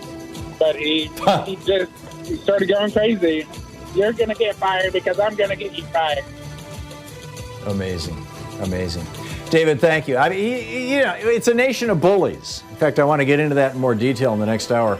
It's 28 minutes, coming up on 28 minutes past the hour here on the Thom Hartmann Program, the place where smart people get their news. You're listening to the Thom Hartmann Program. Call 202-808-9925. So, do you think that Tucker Carlson has a chance? Or, frankly, do you think that the Republican Party is going to have to reinvent itself? And if so, how?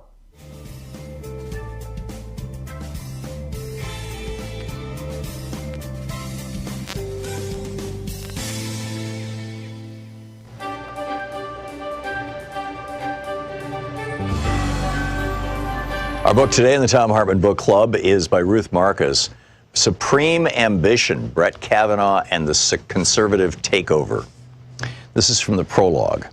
Supreme Court Justice Anthony Kennedy had a request. Would President Trump have a few minutes to speak privately? It was April 10th, 2017, a sparkling spring morning in Washington, and Kennedy was at the White House to preside over the ceremonial swearing in of the newest Supreme Court Justice, Neil Gorsuch. First time in history that a sitting justice had sworn in one of his former law clerks to join him on the bench. Just 80 days into Trump's chaotic presidency, the confirmation of Gorsuch represented a rare and welcome victory for the beleaguered new administration, reeling from court defeats of its travel ban and, despite controlling both houses of Congress, unable to repeal President Obama's signature health care law. Perhaps most important, as the prominent conservative lawyers, activists, and judges assembled in the Rose Garden that day understood, Gorsuch's addition was just one step, necessary but not sufficient, in the 3 decades-long conservative bid to cement control over the high court.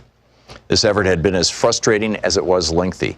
Seeming opportunities for dominance repeatedly slipped away, with Republican nominees, including Kennedy himself, turning out to be less reliably conservative than advertised.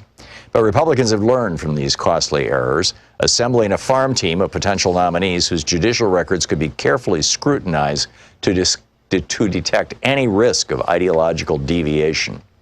Gorsuch was among those who came bearing the seal of approval of the Federalist Society, the conservative legal group that had made itself the central actor in this court-shaping exercise and was playing an even more outsized role in the new administration. Trump took pains to single out one man who was not in the Rose Garden that day, Senate Majority Leader Mitch McConnell, for all he did to make this achievement possible, quoting Trump. Indeed, everyone present knew that McConnell had been the indispensable man leading to that moment. Had it not been for McConnell, President Obama would have filled the vacancy created by Justice Antonin Scalia's sudden death in February 2016, and Justice Merrick Garland would be sitting on the high court, anchoring a newly fortified liberal majority. McConnell, with his audacious announcement that the opening would not be filled, no matter that Obama had 11 months remaining in his term, had avoided that fateful outcome. His intervention meant that Gorsuch now occupied Scalia's seat, a conservative for conservative swap. The next vacancy was almost certain to be the far more critical one, shifting the court's balance instead of affirming it. On that score, all eyes were on the 80-year-old Kennedy, then serving his 30th year on the high court, and by dint of age, years of service, and political allegiance, the most likely to depart. The swing justice on an already conservative court, Kennedy was pleased about Gorsuch, but he had another former law clerk in mind as he was ushered into Trump's private dining room for an unusual session with the president and White House counsel Don McGahn. Justices are routinely invited to the White House for social events, state dinners, and holiday parties, but at least until Trump took office, such one-on-one meetings were rare in the modern era.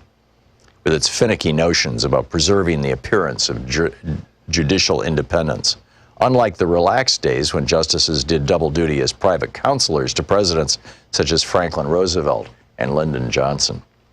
In the chronically leaky Trump White House, aides took pains to keep the Trump-Kennedy meetings secret. There were no public reports about the session, and only a few senior officials ever learned what Kennedy said to Trump that day.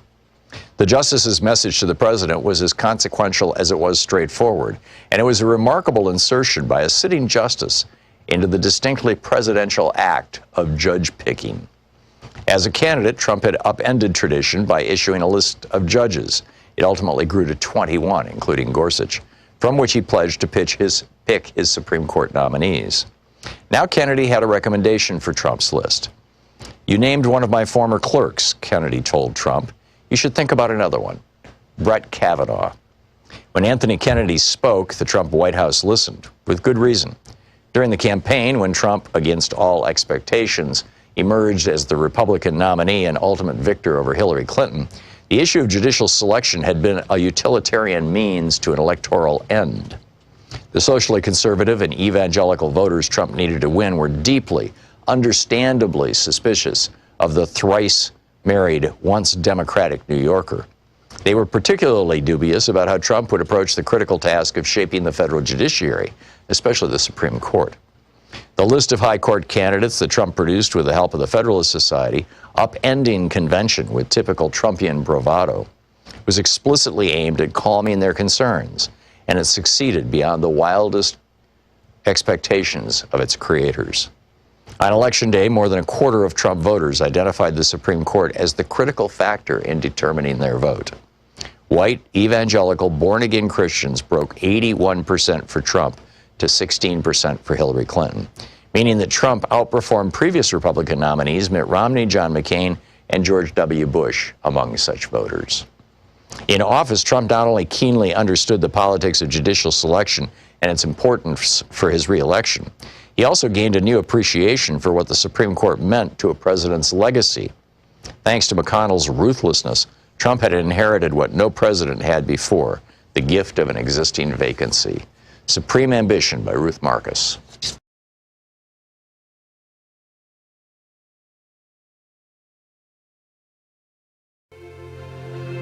Coming up on the Science Revolution, I'm asking, will the new definitions of first world and third world be those countries that have the virus under control and those countries that don't? Connor Gibson with Greenpeace USA is here about 3 states making protesting fossil fuel pipelines a felony. Is protesting becoming illegal now?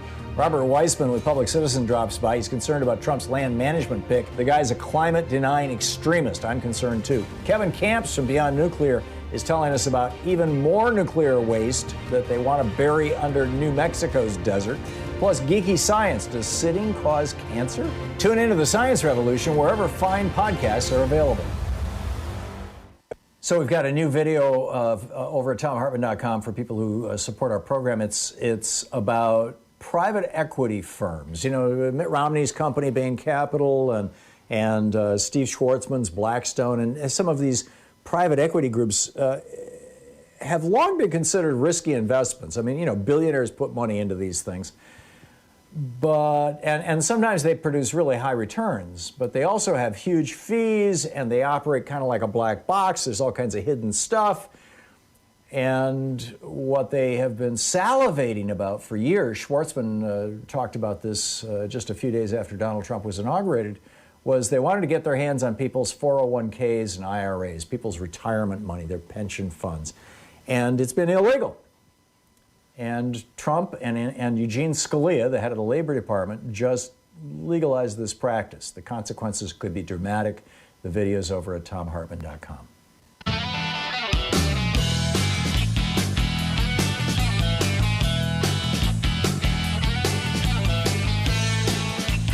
Two other things I want to just toss into the pot here. The first, which kind of goes along with my question, I suppose. You know, are we looking at a bully presidency, basically, and a bully? You know, has the Republican Party basically become the party of bullies, and is it thus drawing out of the woodwork all these by and large men, although there are a few women who are doing this too, who themselves were probably bullies as children and reveled in it, and now as adults they get to be bullies? This is from Oregon, from just 100 miles west of here. On the seacoast, Oregon, Lincoln City. This happened over the weekend. 7 men were arrested after police say they taunted a black family by yelling racial slurs and using Nazi salutes during a 4th of July incident. The men also challenged officers to a fight when the officers arrived on the scene in Lincoln City, and then they set off fireworks that were banned.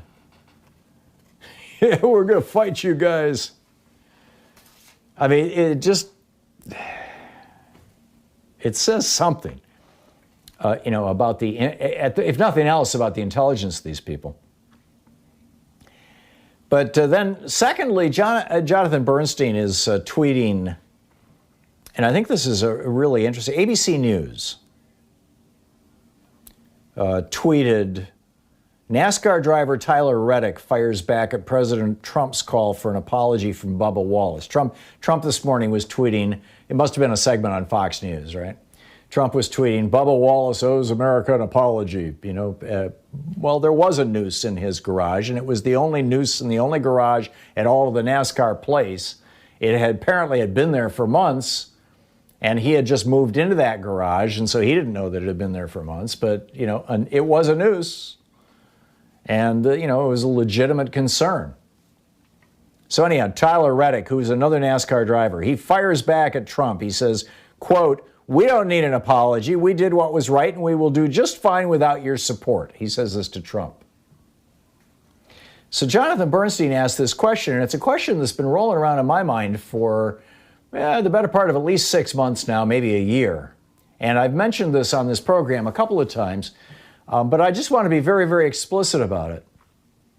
And that is that, Bernstein's his tweet was, seriously, if Trump had given up on re-election and was mainly interested in cultivating a small but fanatical group of marks to make money off of in the future, how would he be acting differently?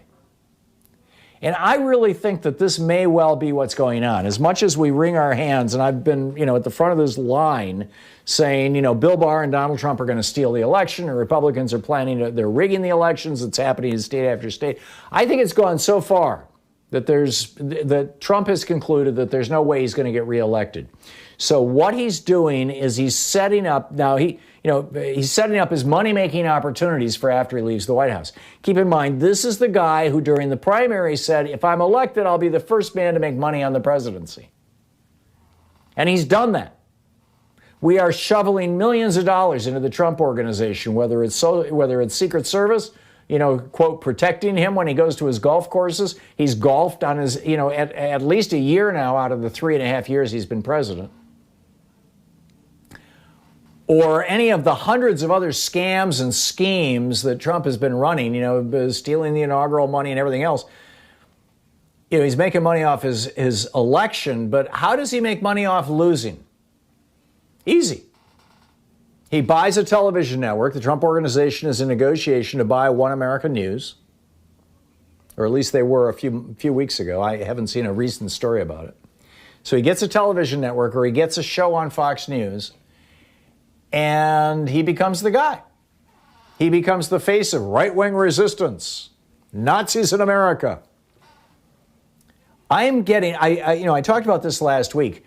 Today, I got, I believe, 4 different fundraisers from several different groups, but they all had the Trump-Pence logo on them. They all looked like I was being solicited to give money to Donald Trump's campaign for the White House. And yet, I'm sure that several of them were not that. Or I'm relatively sure. I didn't make a donation, so I can't completely test this. But if he is accepting repeated donations from people, then he's violating campaign finance laws, which we know he doesn't care about, because he's shut down the federal agency that oversees this, the Federal Election Commission, by refusing to appoint enough people for its board to be functioning. There will be no enforcement this year of federal election laws. So, he's doing all that. That kind of argues that he's actually trying to stay in the White House, but I think he knows he's lost it. And so what he's doing is these same people who are responding, who are buying the Trump coloring book, and who are buying the Trump placemats, and who are buying the Trump shot glasses. Yes, I've gotten those solicitations just in the last week. Those same people will be the followers of Trump on television when he's out of office. Mark my words. We'll see how this all goes, how this all plays out. Dave in Federal Way, Washington. Hey, Dave, what's up? Hey, Tom, not too much. You have a gift for understatement when you talk about tension with China in the South China Sea, as it were. But what I wanted to say was, look, I listen to right-wing media, all right? And the most recent example I can point to is a caller this weekend called into a right-wing pundit and was talking about, they were talking about Black Lives Matter. That was the topic. And the caller said, I don't understand why liberals don't say anything about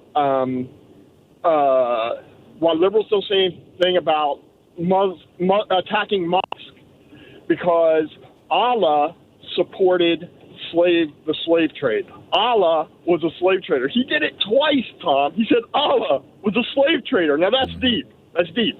Now it's easy to, obviously he was getting confused with Muhammad, right? What's been written about Muhammad, which is not true either. But anyways, the host. Well, you have St. Paul in 1 Thessalonians saying, treat your slaves well. He's not calling for liberation of them. I mean, slavery's all over, these old religious texts. Yes, and the host, who's always talks about how educated he is and how wealthy he is, did not correct this man. But the host did say slavery is bad, and the caller agreed. The right-wing caller agreed that slavery was, quote-unquote, bad. Now, the reason why I bring this up is because, and look, John Bolton said that North Korea is going to give Trump an October surprise, that Kim Jong-un is going to meet with Trump. It's going to be completely fake, but it's going to boost Trump in the polls right around October. I say no. The Iranian arms embargo ends in October. Also, the renewal of the Iranian arms embargo takes place in October. And Iran, thanks to Saudi Arabia, has been, enjoying the status of good guy. All right. Thanks to, what you said about Saudi Arabia. Now, if that arms embargo, if Pompeo is rather loudly plus quietly working behind the scenes to scuttle that, to have it renewed, the arms embargo, Iran's military plays a very important counterbalancing role in their society, right?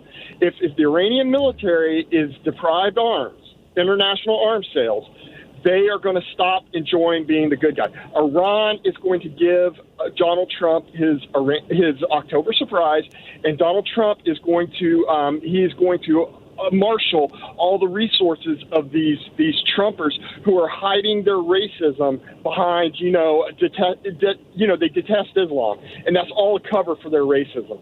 And to tell you the truth, it scares me because, look, all these right-wingers are going to the social media platform Parler. Isn't it ironic in the movie Fahrenheit 451, it was called the Parler Wall, where people got their instructions from the Central Command, the Central Authorities? Really? I didn't remember that. Yeah. The Parler Wall. That's different. Yep. Yeah. Fascinating. Dave, thanks. Thanks for the call. That's amazing. And yeah, I'm very concerned about Iran, and I'm very concerned about an October surprise. We'll be right back. It's 45 minutes past the hour. You're listening to Thom Hartmann. Visit ThomHartmann.com for audio and video archives. It's the home of the political revolution, occupying the media 3 hours a day, 5 days a week, right here. We'll be right back.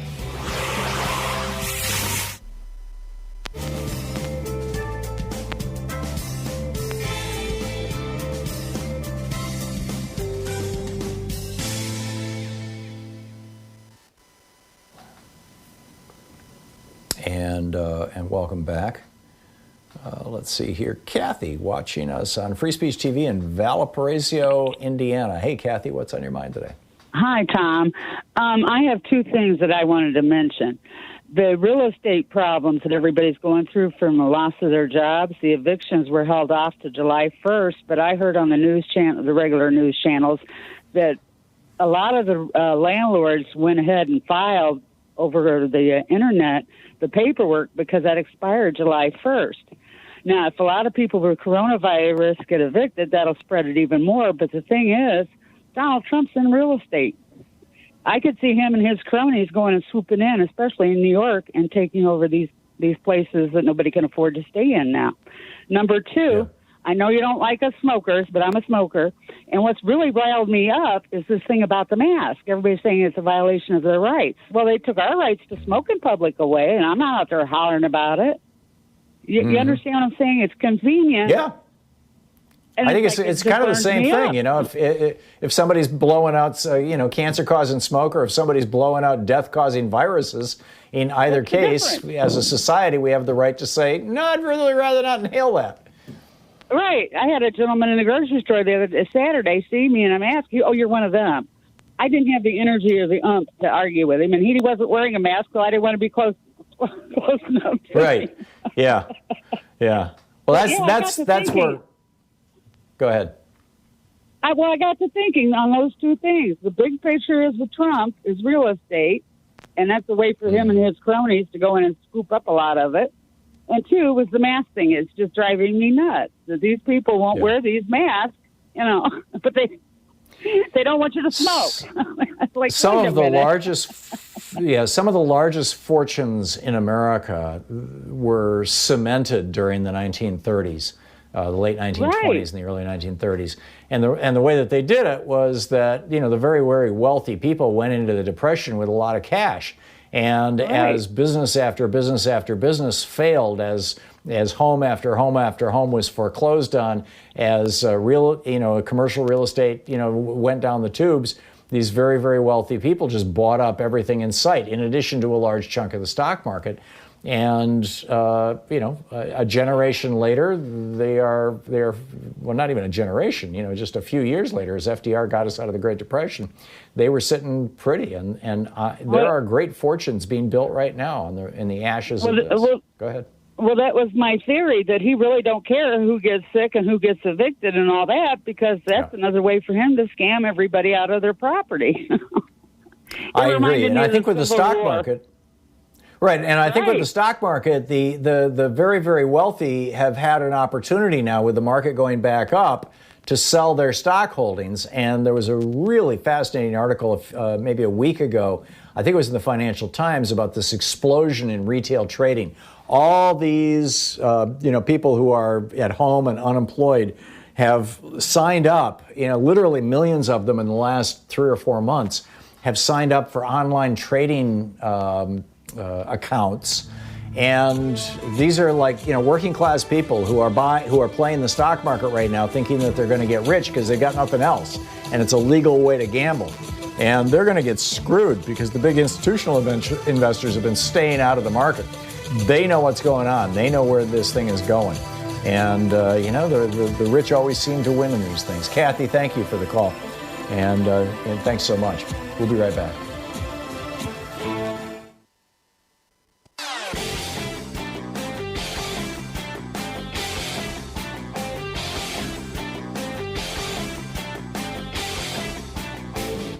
Hey, we're putting together a series of American history books. It started with the hidden history of guns and the Second Amendment. Then we had the hidden history of the Supreme Court, the betrayal of America. Then the hidden history of the Republican war on voting. Coming out soon is the hidden history of monopolies, how big business destroyed the American dream. And then next spring, it's going to be the hidden history of oligarchy and tyranny. Hey, Donald Trump has said some pretty outrageous and in many cases just screamingly racist things over the years, and very, very much trafficked in racist tropes, saying things like, all Republicans must remember what they're witnessing here, a lynching, speaking about people attacking him for the things he's said. Or, I'm the least racist person you've ever encountered. I don't have a racist bone in my body, which is something that racists always say. What has happened to the respect for authority, the fear of retribution? Bring back the death penalty and bring back our police, says Donald Trump. Why do we need more Haitians? Why are we having people from all these asshole countries come here? We should have more people from places like Norway, says Donald Trump. Anyhow, the whole list of them is posted as a video over at thomhartmann.com for people who are supporters of our program.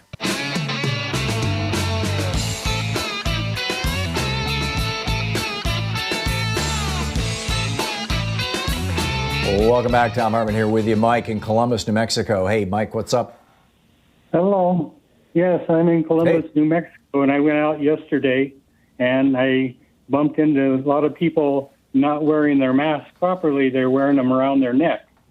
And so I asked one fellow why he was doing such a thing, because obviously he had a mask. And he said he was doing it because the law says he has to wear a mask, but it didn't say how he had to wear a mask, which I thought was ridiculous. And I asked him if he was a Trumper, and he was proud to confess that he was a Trumper. And so I just turned around and walked away. There's no sense of wasting your breath. there. Yeah. And I asked another young man doing the same thing, and his thing was, yes, he was protesting being forced to wear a mask. And I said, well, you know that the mask does some good, and I'm 73, and you should wear it to protect me. And he didn't like that too much. And I said, well, do you have anything that's better than wearing a mask? Because his answer basically was, well, a mask doesn't really do you any good anyway. And then I pointed out, yeah, but it does protect me. And I said, do you have anything better than a mask? And he obviously didn't have a good answer to that. And I said, well, I wear my mask, and my mask actually protects you more than 100%. By reason and logic and science, it works this way. You know that a dry mask or a wet rag picks up better than a dry rag, and I sprayed my mask with cooking oil. Now, I said, it is by science says that the coronavirus is 80% oil, and oil sticks to oil like glue sticks to glue. So by wearing my mask, any virus that touches my mask gets stuck there and doesn't get to you. I get it, Mike. I can't recommend that people do that, but I get it, and I'm concerned that you engaged too much with this guy. Anyhow, thank you for the story. Eileen in Pittsburgh. Hey, Eileen, what's up? Hi, Tom. Yeah, just wanted to let you know what I do when somebody comes around me and doesn't have a mask on, or even when they have one on, but they get too close. But if they don't want to have one on, I just bend over and start coughing like mad. And they usually move away. I had another one of this a couple of days ago. I had another one of these guys, walking down the path, and he wasn't going to move, kind of thing. And I thought I should have brought a little bit of crushed red pepper that I could snort and give myself a sneezing fit. Yeah, well, that's exactly what I do. And, I have a daughter who's a medical technologist, and she noticed that if she'd stop in the store on the way home, people would look at her with her scrubs on and avoid her. And I thought, well, if worse gets to worse, I'll go out and buy a set of scrubs and wear those. There you go. Eileen, thank you. Thanks for sharing those stories. That's great. Steve in Charlottesville, Virginia. Hey, Steve, what's up? Hey, Tom. How you doing? I just wanted to say, respond. You asked a question earlier about was this working in terms of President Trump's rhetoric, all that. It does not appear to be working yet, if you believe in the polls. But one thing that does concern me is it could start to peel away at some of the suburban vote if we continue to see unrest, if we continue to see looting, rioting. That very well could start to scare some suburban voters, and that definitely would maybe start to have an impact. That's the thing that does. Yeah. Although we haven't seen anything like that in weeks, so I'm. Well, what about in Portland this weekend? Well, yeah, that was small and local. I think that it wouldn't surprise me if Trump and his buddies tried to provoke something, or even cause one of these situations, and in the hopes of Trump coming in like Richard Nixon. Trump is running Nixon's playbook, right? Law and order was a euphemism for keeping white people safe from black people, and then he had to make sure that everybody understood that black people were dangerous and scary and all that kind of stuff. And that was, Nixon, that was the subtext of all of Nixon's rhetoric. Trump is essentially doing the same thing and saying the same thing. And wouldn't surprise me at all if, Trump is trying to crank something up. And, it's interesting, what happened in Portland was, as far as I know, basically not that big a deal. But I'm guessing, in fact, our caller who's no longer on the line in Charlottesville must have been watching Fox News, because it got no coverage at all on the national media, on MSNBC or CNN, at least to the best of my knowledge. But I know Fox is just constantly looking for any little incident where they can zoom in on a black person in the context of, burning or fire. Fire. Now they're talking about, oh my God, people are being killed in the inner cities. The through line, the storyline here is fairly obvious. I still don't think it's going to be. We'll be back. Stick around. You're listening to Thom Hartmann.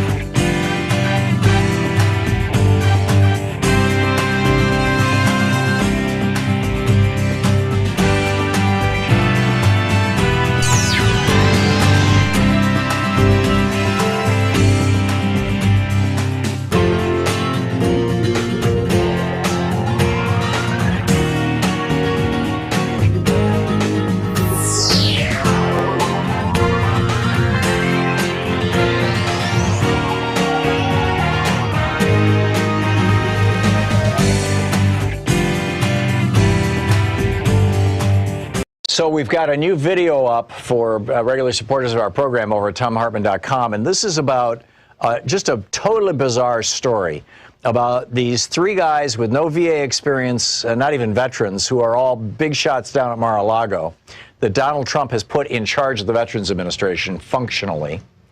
And their association, one of them is the head of Marvel Entertainment, their association with Johnson & Johnson and the New York Stock Exchange, and Johnson & Johnson, the big drug company, taking this very, very cheap chemical, ketamine, tweaking the molecule a little bit and rolling it out as a new anti-suicide drug, Spravato, that in clinical trials caused 6 people to die, 3 of them by suicide, and none of the people taking the placebo to die.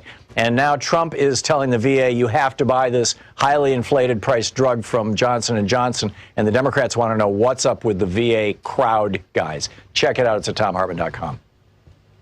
Thank you.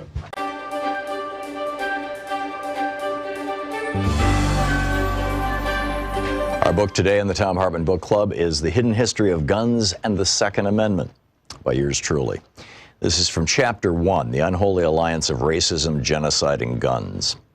In Isaiah 14:21, the Lord tells Isaiah, prepare for his sons a place of slaughter because of the iniquity of their fathers. It's a variation on the old story of karma and seems in a very real way to be playing out today in the United States.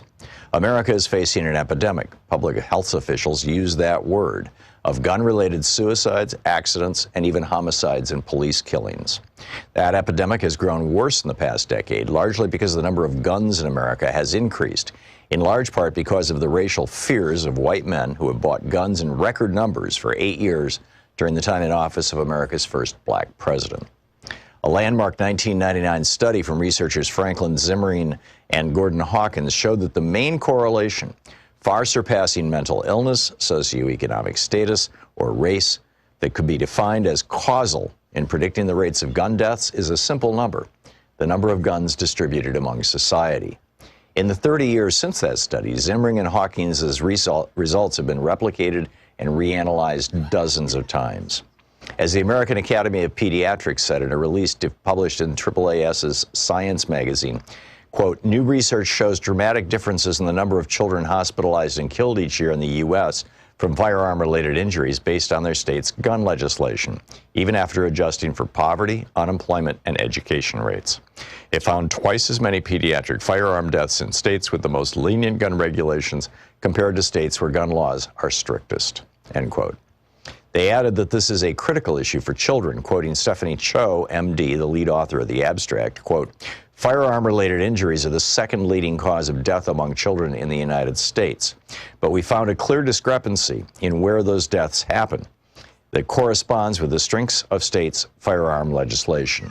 In states with lenient laws, children die at alarmingly greater rates, end quote.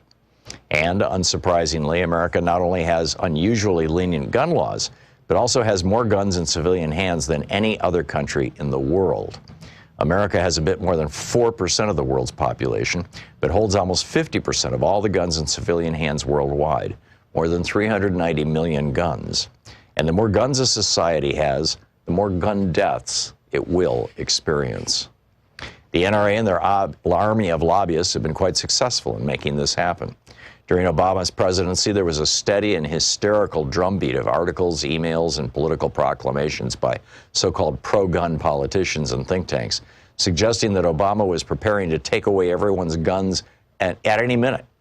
There was even a subtext embraced by the hard right that he wasn't going to stop there. After disarming white Americans, these folks said, Obama was going to intern them in otherwise unused FEMA camps. Flipped-out gun owners were repeatedly arrested during the Obama years trying to break into retired or temporarily vacant military facilities and toxic waste sites, looking for evidence to prove that Obama was, in fact, preparing the modern-day version of the World War II-era Japanese internment camps.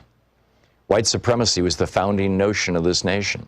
White Europeans thought themselves so superior to the human beings they met here in 1492 that Columbus himself became the first North American slaver, shipping Taino Indians back to Spain as slaves to the royal family. A slave is as good as gold, Columbus wrote for the king and queen.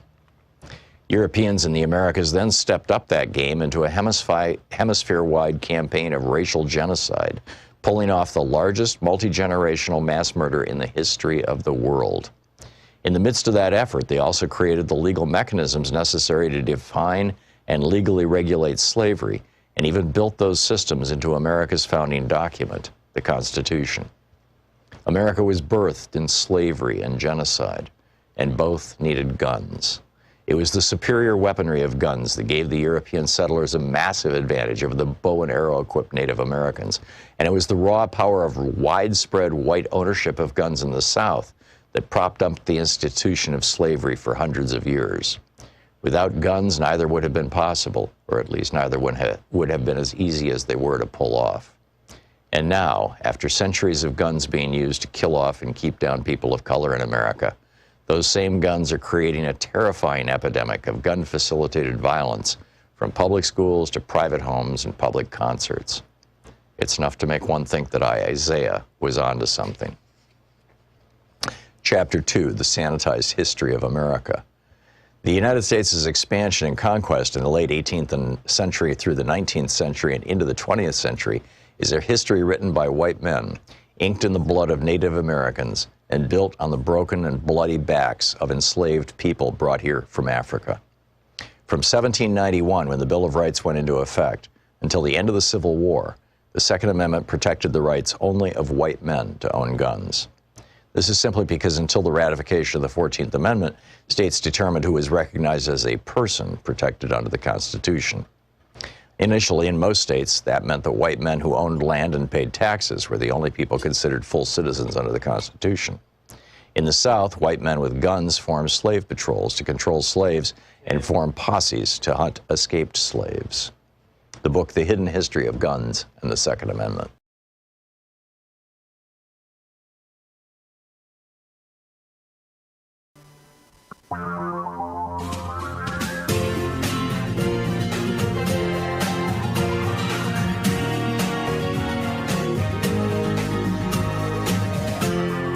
This is the Thom Hartmann Program. And welcome back. I just got the, I believe it's the fourth fundraising pitch today from the Trump campaign or people associated with it. I am increasingly convinced that, given that under these, under the new Supreme Court rulings that have to do with PACs and super PACs and things like that, Trump can keep a lot of this money if he doesn't win the election when he leaves office. And I think that they are just going full out trying to just squeeze every last penny out of their donors. This one I just got, I just checked my email at the top of the hour here, and it came in 5 minutes ago. President Trump loves America. Dear Fred, President Trump loves America and he isn't ashamed of it. While the radical left terrorizes our communities, terrorizes is in all caps, our, all caps, president took bold and decisive action to protect, in all caps, our great nation's monuments and statues by swiftly signing an executive order that is in, now this is all caps and bold letters, full force and effect. Rest assured, un-American thugs, all caps, who choose to illegally destroy our nation's history will be prosecuted to the fullest, all caps, extent of the law. As a real, in all caps, patriot, and as one of our top, in all caps, supporters, we need you, in all caps, to step up and show the left that you support your president 100%. And then, of course, the pitch, click here to give us money. And then, do you stand with President Trump now, Fred? We're sending him a list of every patriot who proudly signs their name to support the president's executive order, and we know he's expecting to see your name on there. I'm getting these highly personalized ones, too. I just got one from Eric Trump saying, we're disappointed. We haven't heard from you. We're disappointed in you, Fred, was the headline, or words to that effect. I mean, it's pretty mind-boggling. So we've got that. And meanwhile, the Trump campaign, this is according to a, quote, senior administration official. This would be somebody way high up inside the Trump White House, who told a reporter, this is in the Washington Post today, who told a reporter, Americans will grow numb to the escalating death toll and learn to accept tens of thousands of new cases a day, according to 3 people familiar with the White House's thinking. This is a quote from the Washington Post. And then here are the words of one of those people, the senior administration official. Quote, Americans will live with the virus being a threat. One former administration official tells the Post that the campaign is betting, quote, that people will get over it. If we just stop highlighting it, the base will move on and the public will learn to accept 50 to 100,000 new cases every day. Really? Meanwhile, down in Florida, Carol Brunton Davis took her 17-year-old daughter, 2 days after her 17th birthday, actually, to a coronavirus party put on by their church.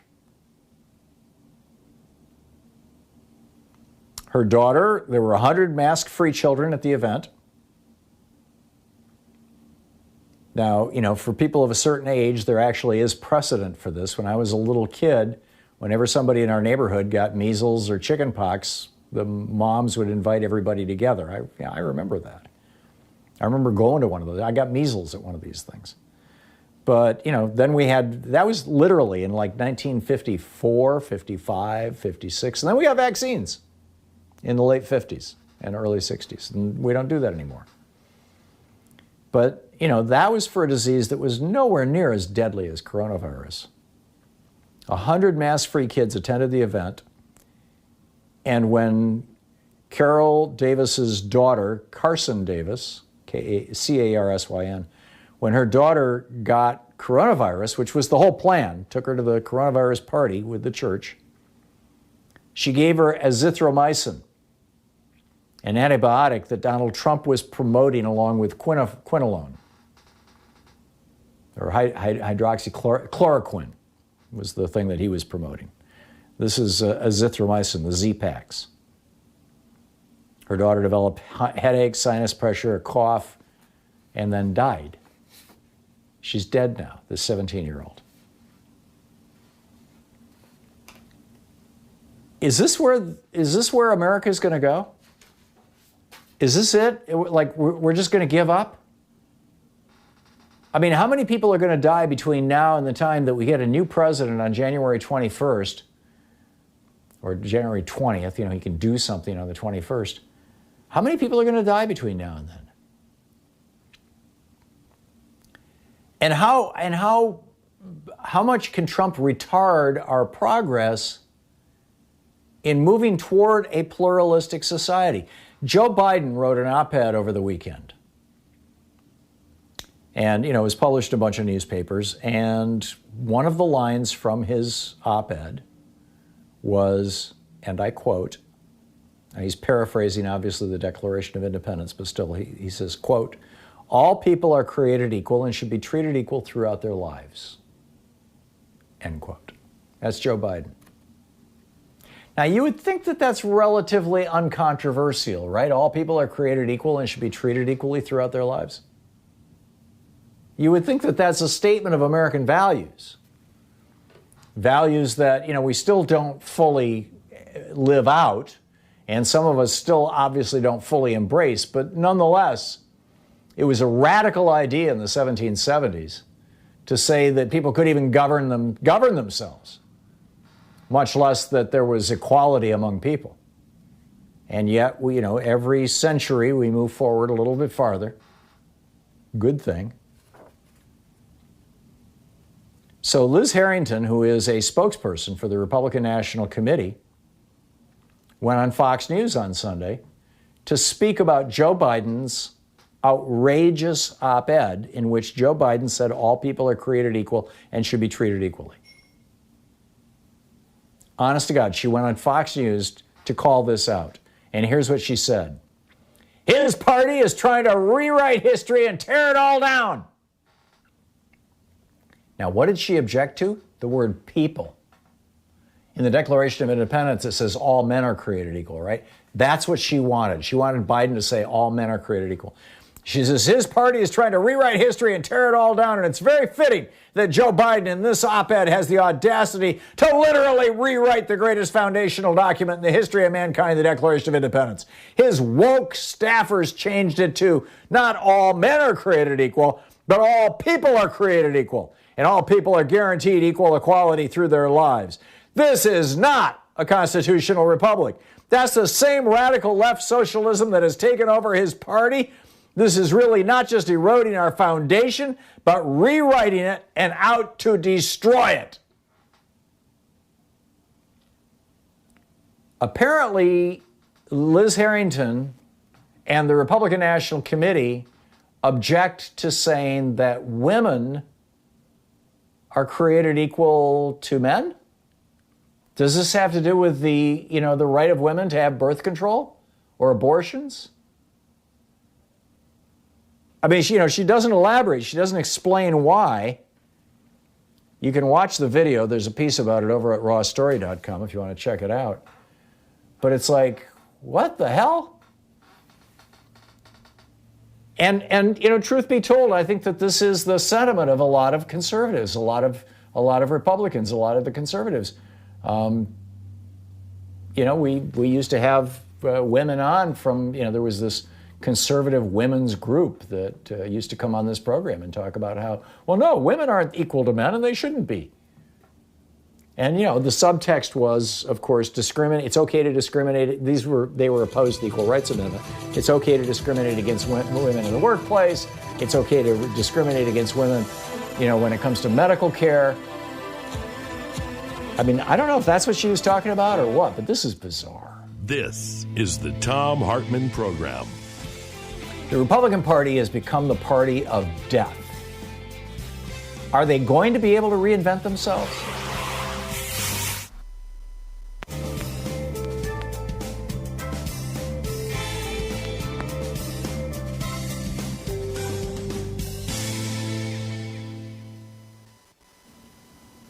And welcome back. Olga in Concord, California. Hey, Olga, what's up?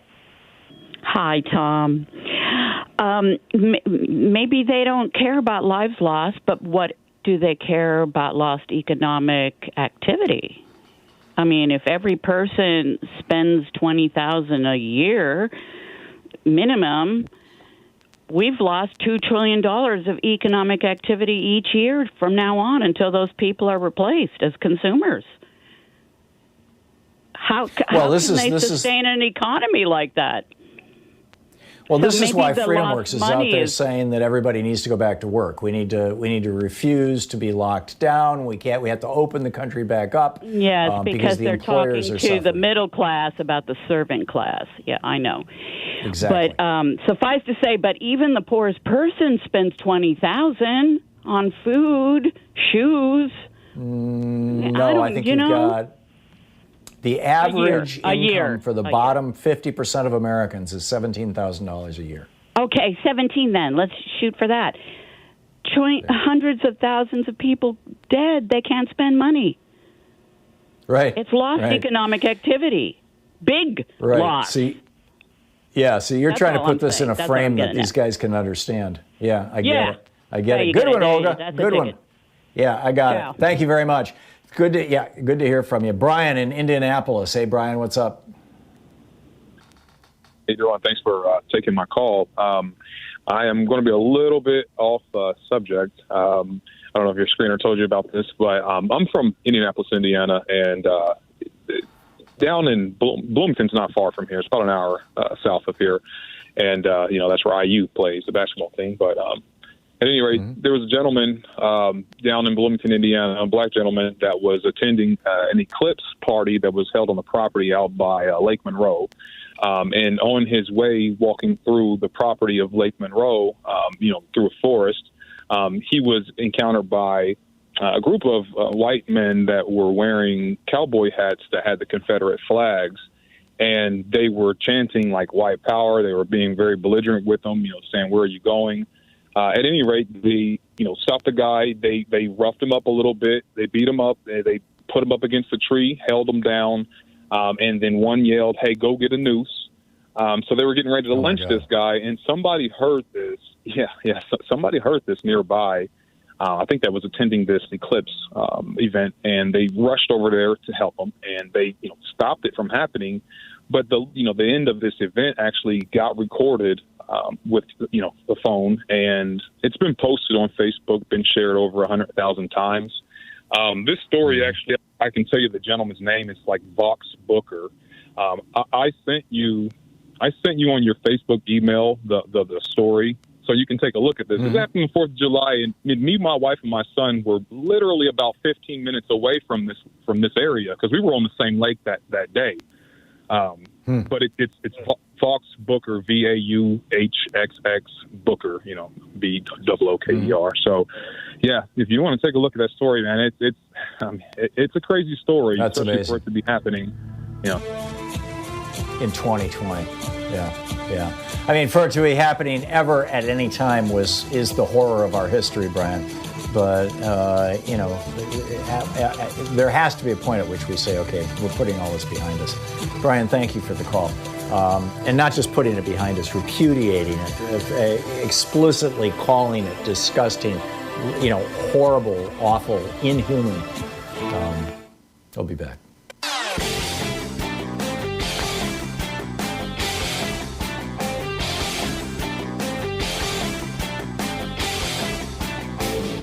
Our 1-hour free podcast recaps our show, and it's available wherever fine podcasts are found. And we have the full 3-hour podcast available over at thomhartmann.com if you want to really support our program. Hey, we have a new video over at thomhartmann.com for people who are supporters of our program. It is the 12 steps. Common Cause actually put these together, but I boiled them down into a nice little rant on a YouTube video that you can share with friends and neighbors and acquaintances who might be wondering, how did this coronavirus thing get so...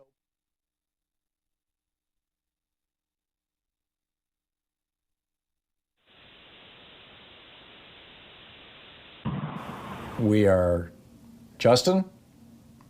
Oh, Justin hung up. Okay, let's try Bob in Naples, Florida. Hey, Bob, what's on your mind today? Hi, Tom. I know how to make Trump to put a mask. We need to make a Putin ass mask. There you go. And another thing about Tucker Carlson and Kanye West running for president. I mean, we don't need another clown in the White House. Yeah. Yeah, the Tucker Carlson part is not so immediate. I mean, they're talking about 2024, 4 years from now. But Kanye West has come out and said that he wants to, he's going to be running for president. We don't know if he's got a ticket or anything. I suspect this is, a guy whose career is kind of on the back. He's on the back end of the curve of his career, and he's trying to get some publicity. But so I'm having a hard time taking it seriously. I know that there are people who think that Ralph Nader flipped Florida and all that kind of stuff. But go ahead. The only thing he's doing is just to steal votes, the black votes, so Biden will not win. I mean, he had a meltdown. Like he went crazy. He went to the hospital. I mean, he cannot handle his life. You think he's going to handle a job as a president? But I was going to tell a story. Who's that? You mean Kanye West? Oh yeah, he had a mental breakdown. Yeah. And he went to the hospital. Yeah, it's been reported that he's bipolar. I don't know if that's the case or not, or maybe it's been speculated. I think it's, that's real unfortunate, and, we need to, wish folks who are struggling with mental illness the very, very best and hope that they make it through. And if that's the case with him, he has my empathy, but not my sympathy. The guy he's a Trump humper, and I'm just over it with Trump humpers. I'm sorry. Bob, thank you for the call. Lara in Wheaton, Illinois. Hey, Lara, what's up? Hi, Tom. Thanks for taking my call. I just wanted to make a quick suggestion. Some of us are happier with our plastic face shields than our many different kinds of masks. I really love mine. I wear it when I'm out walking at our local public park where nobody else is wearing anything. And they're really great for breathing under, seeing through. And I'm looking at a picture today. New York Times sends me something called your daily briefing. And today's picture says, under this lovely caption, a library at an elementary school in Japan last month. Elementary school kids wearing face shields. They're comfortable. Right. They're They're great. also wearing masks. I mean, They are in class. This picture, they're not. They're just wearing the shields. And I know I'm preaching against the current suggestion, but well, I'm if you really want to add a face shield to a mask, that's fine, Lara. But if you're going to wear a face shield instead of a mask, you're going to be breathing air that is essentially unfiltered, and that seems unwise to me. I've gotten a JAMA article and an ARP article that look at both and discuss the face shield, and I think they're both interesting articles. Your particles. Yeah, one of my kids who works in a hospital wears a face shield. I mean, they now know that there's a certain amount of transmission that comes from people. Like when you're inspecting a person, examining a person in a medical situation, they will be breathing at you and they may even cough at you, and you don't want to get those particles in your eyes, and so you wear a face shield, but you wear a mask in addition. Laura, thank you for the call. Carrie in Arlington Heights, Illinois. Hey, Carrie, what's up? Your question that you asked about the future of the Republican Party is both a fascination and horrifying to me. But to that end, I've been studying the so-called never Trumpers, and it's interesting they seem to fall because they give me hope for some rational thought from Republicans. Although they fall on a continuum, at the one end you have David Frum, who seems to have be completely rational, and at the other, he grew up in Canada. Joe Walsh, David Frum. Yeah. Well, he's Canadian. I'm about a quarter of the way through his book, and he's very good. And he starts talking about the future after I don't like to say his name, the president. But from Joe Walsh, who I've been looking at pretty closely with his tweets, and he's got a show that he streams. He just can't get beyond that hate liberal thing that they've got going. It's the old National Socialist liberals are degenerate. Liberalism degenerate. He just can't get around that, and it seems the rest of them have that to some extent, and it seems to me to be part of the pathology. And I don't know where they go if they continue to feel they can't work with us. They can't, majority of the country, they have to impose their will. Walsh actually the problem that they're going to face, Kerry, is if they go back to being basically the party of Richard Nixon or even the party of Dwight Eisenhower, which is the Republican Party that's basically on the side of business, big business, small business, but they're on the side of business, is there's not enough business people out there who will vote for them to hold them in office. And that's why they had to reach out to the fundamentalist Christians. It's why they had to reach out to the white racists to build a coalition that was large enough to put them into office. If those two coalitions fall apart, they're still holding on to the Christians, because the Christians are white nationalists too. The Christians that they're holding on to, not Christians in general, but the ones that are supporting them. But I don't think they can pull it off. The Thom Hartmann Program. Call 202-808-9925. I mean, we will see. I've really been wondering, you know, Republicans have to be doing some serious soul searching right now.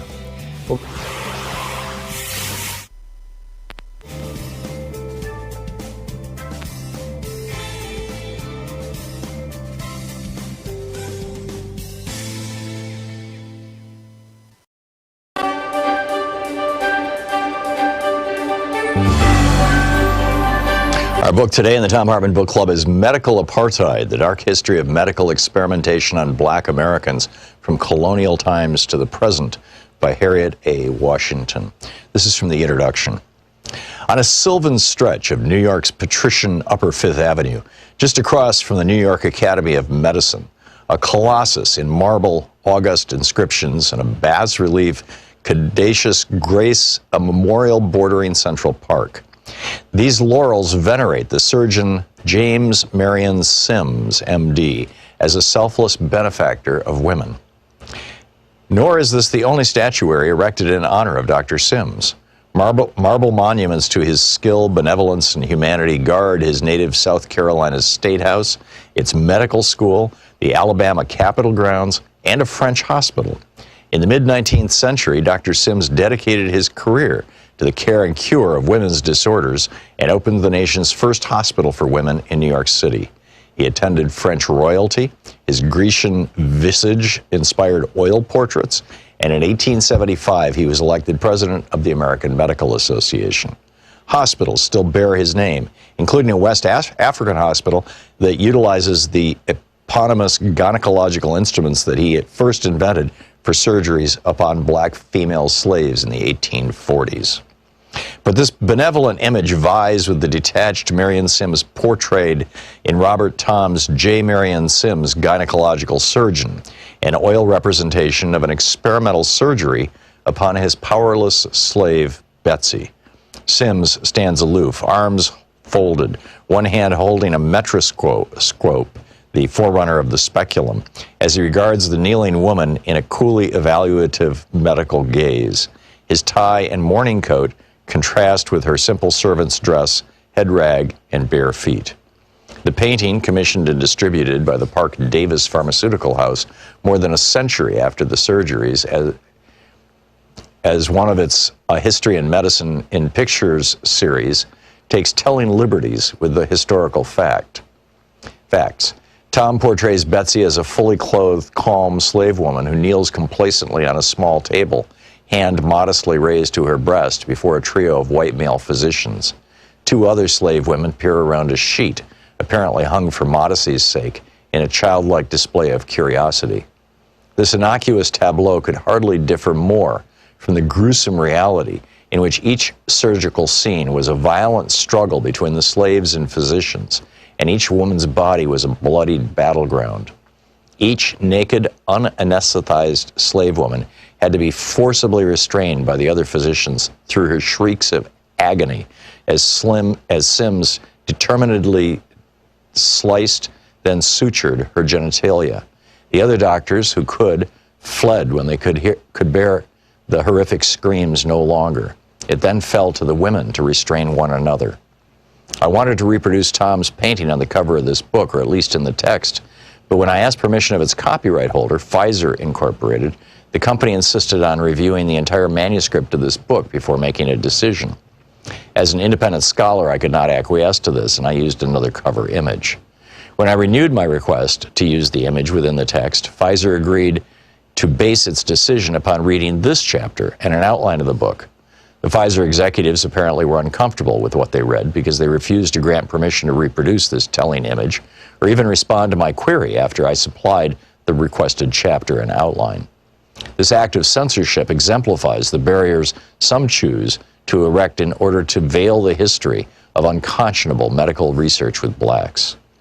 Betsy's voice has been silenced by history, But as one reads Sims' biographers and his own memoirs, a haughty, self-absorbed researcher emerges, a man who bought black women slaves and addicted them to morphine in order to perform dozens of exquisitely painful, distressingly intimate vaginal surgeries. Not until he had experimented with his surgeries on Betsy and her fellow slaves for years did Sims essay to cure white women. Was Sims a savior or a sadist? It depends, I suppose, on the color of the women you ask. Marion Sims epitomizes the two faces, one benign, one malevolent, of American medical research. Quote, of all the forms of inequality, injustice in health is the most shocking and the most inhumane. In 1965, Martin Luther King Jr. spoke those words in Montgomery, Alabama, at the end of the Selma to Montgomery march that had been attended by the black and white physicians of the Medical Committee for Human Rights. King had invited the doctors not only to give medical help to injured marchers, but also to witness the abuse suffered at the hands of segregationists. With these almost unnoticed words, King ushered in a new era in civil rights because, as Delegate to Congress Donna Christensen Christian, MD, chair of the Congressional Black Caucus Health Brain Trust, has declared, health disparities are the civil rights issue of the 21st century. Thus, Dr. King's alarm over racial health injustice was prescient, and were he alive today, his concerns would be redoubled. Mounting evidence of the racial health divide confronts us everywhere we look, from doubled black infant death rates to African-American life expectancies that fall years behind whites. Infant mortality of African Americans is twice that of whites. The book, Medical Apartheid by Harriet A. Washington.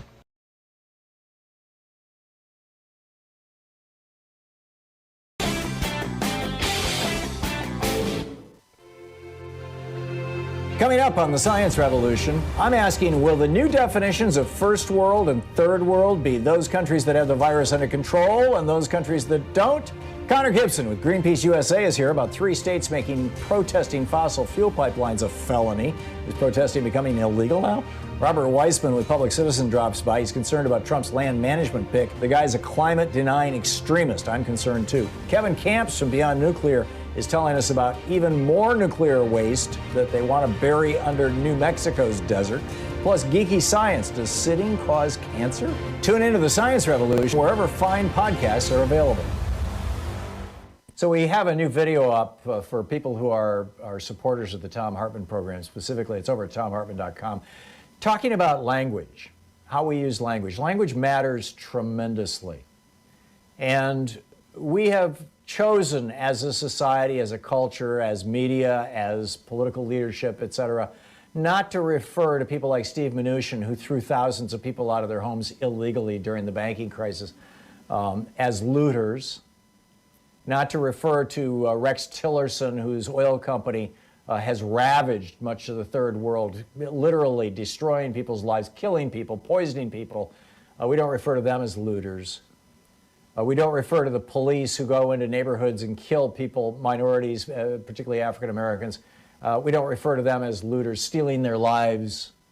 But when black people rise up and say, no, enough, we call them looters. There's something wrong with this. Check it out. It's at thomhartmann.com.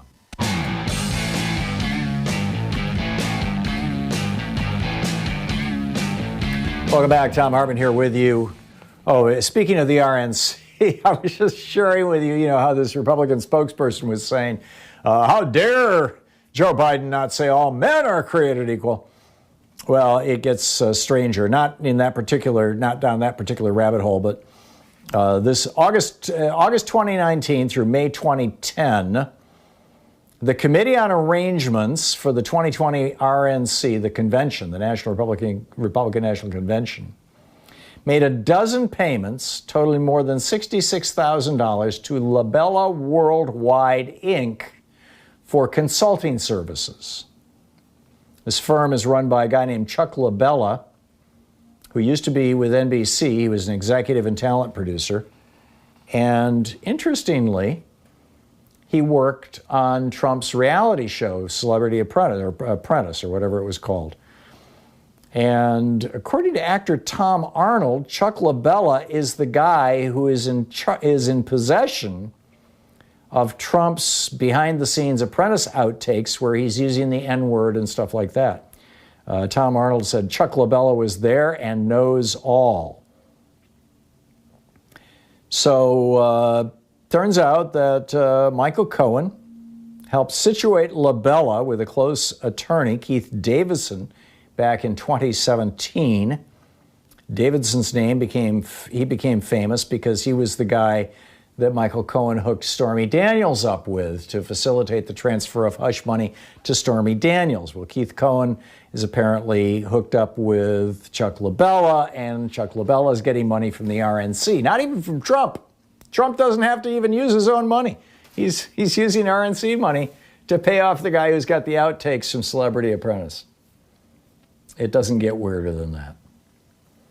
Amazing. Joey in Racine, Wisconsin. Hey, Joey, what's on your mind today? Yes.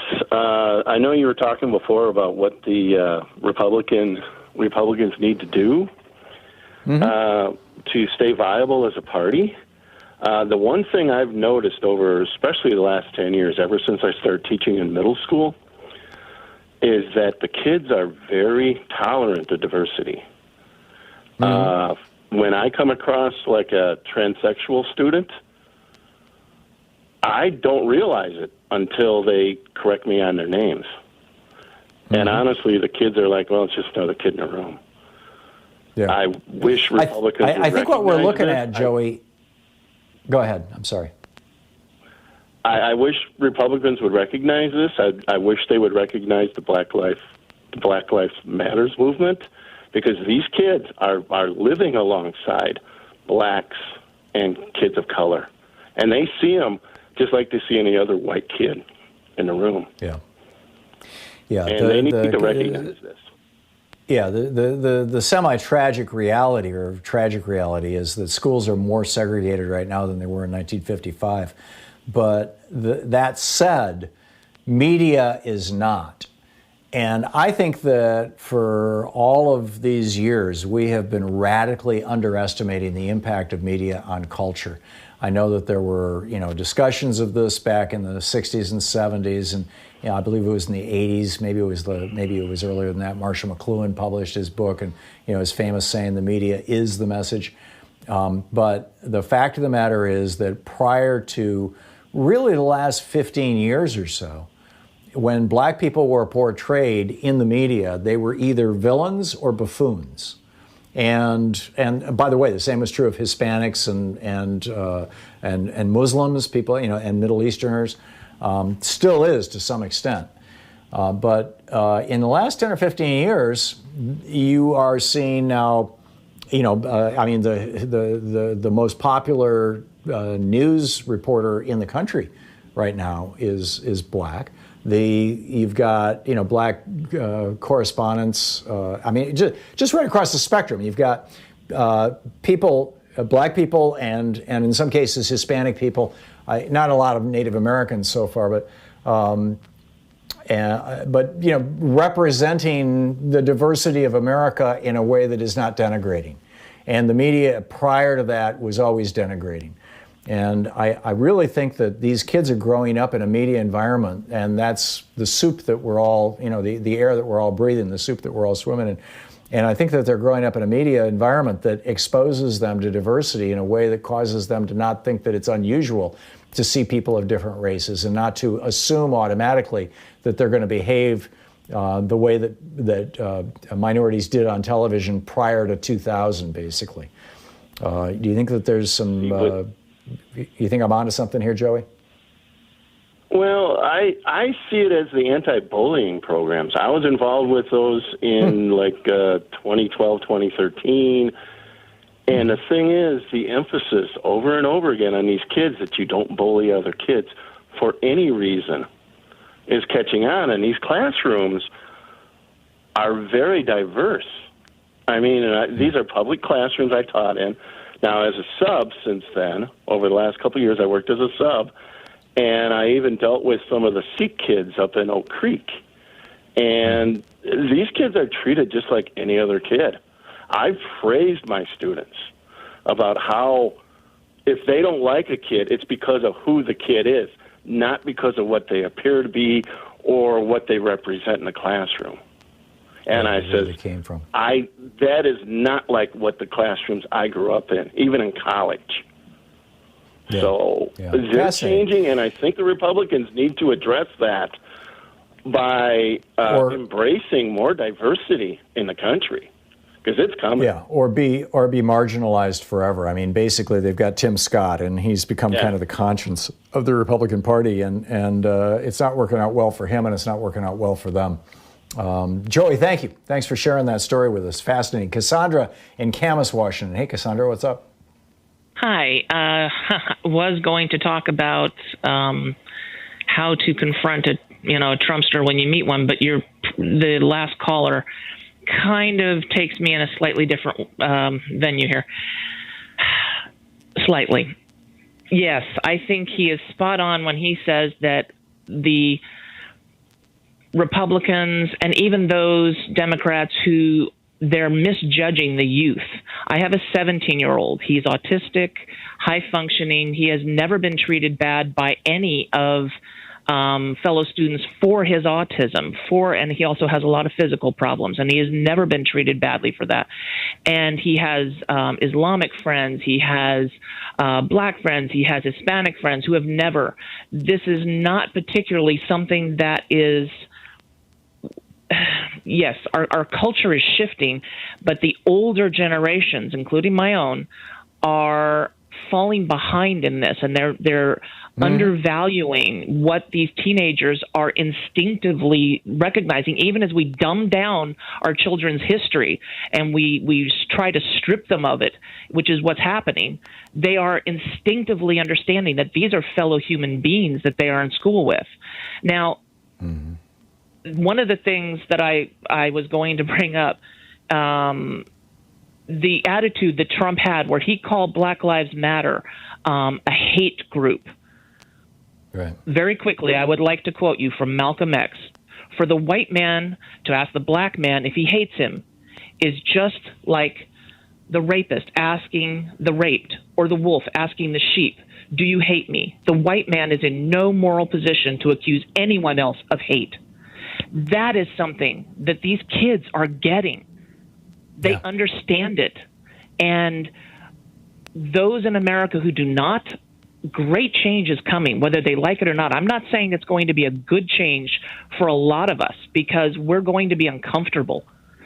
But it's going to come because these kids are being faced with hatred.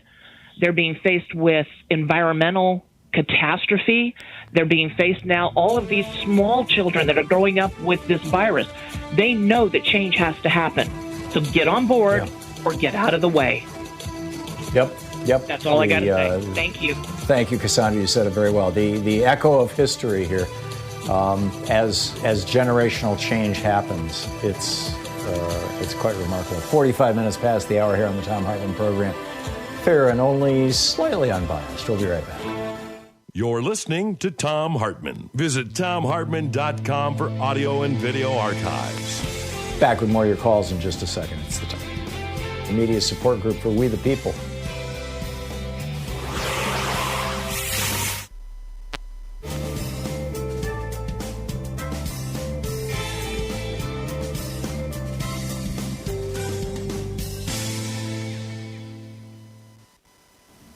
And welcome back. Jesse in Camas, Washington. Hey, Jesse, what's up? This is a first time calling. I just wanted to let you guys know about the situation in Hawaii that we're having. All my family still lives back there. I moved out to, try to make work and stuff out here. But from the get-go, they've, the first thing they did was schedule some time for elderly people in grocery stores to shop in the morning, and they would be completely separated, including wearing masks and such. The thing that's worrying me, though, is all my family still lives there. My mom works in healthcare, and a lot of people, it's pretty hard to live there. They all live with their families, so the risk of transmission is pretty high. But as they're reopening the country, there's a lot of people coming into the islands that really don't care. kind of the same thing with the trash and all that. They're like, oh, I'm on vacation. It's my, who are you to tell me what to do kind of thing. Right. And I mean, Oahu's rates are going up. Big Island's kind of older style. It's way more local. And I don't know. I was just wondering what your thoughts were on.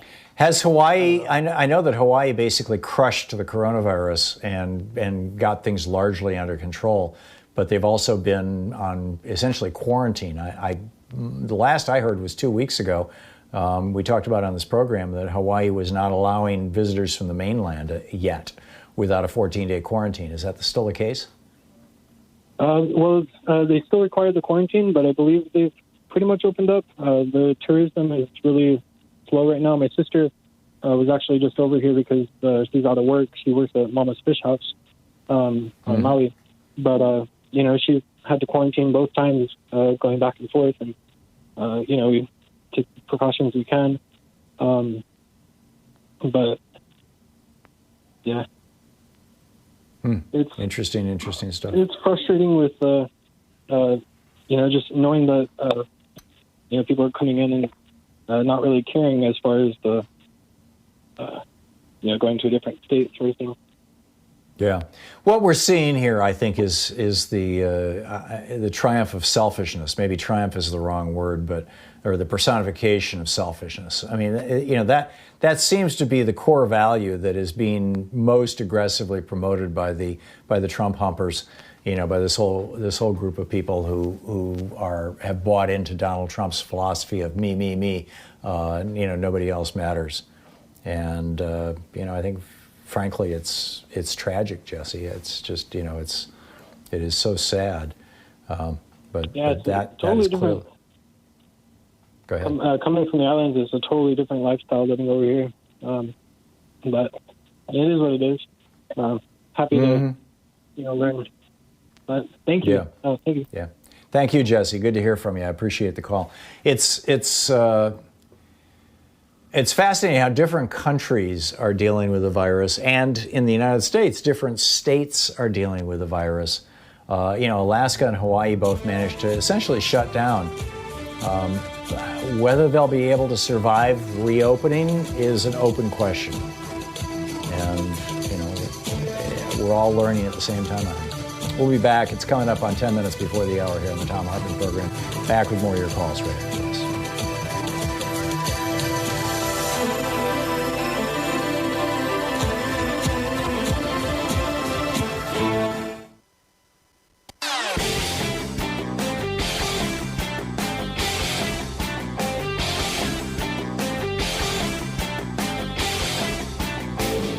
Hey, we're putting together a series of American history books.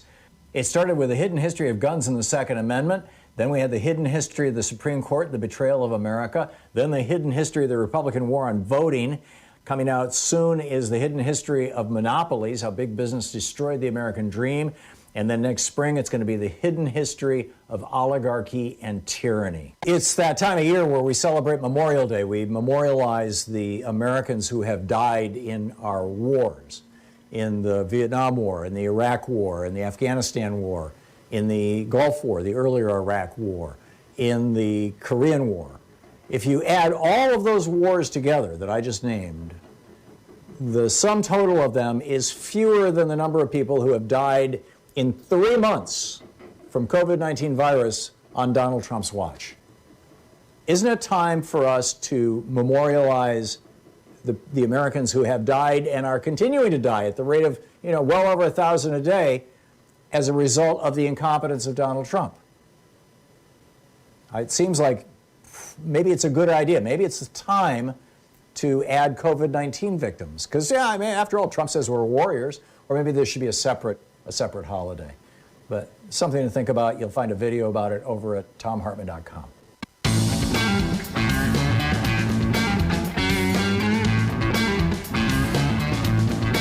Welcome back. Thom Hartmann here with you. And Lydia in Sevierville. It says TV. Sevierville. Is that Tennessee? Yes. What state are you in? That's where the Smoky Mountains and Gatlinburg is, and Pigeon Forge. Oh, you're in Tennessee. Yes. All these tourists are coming in. A lot of people getting sick.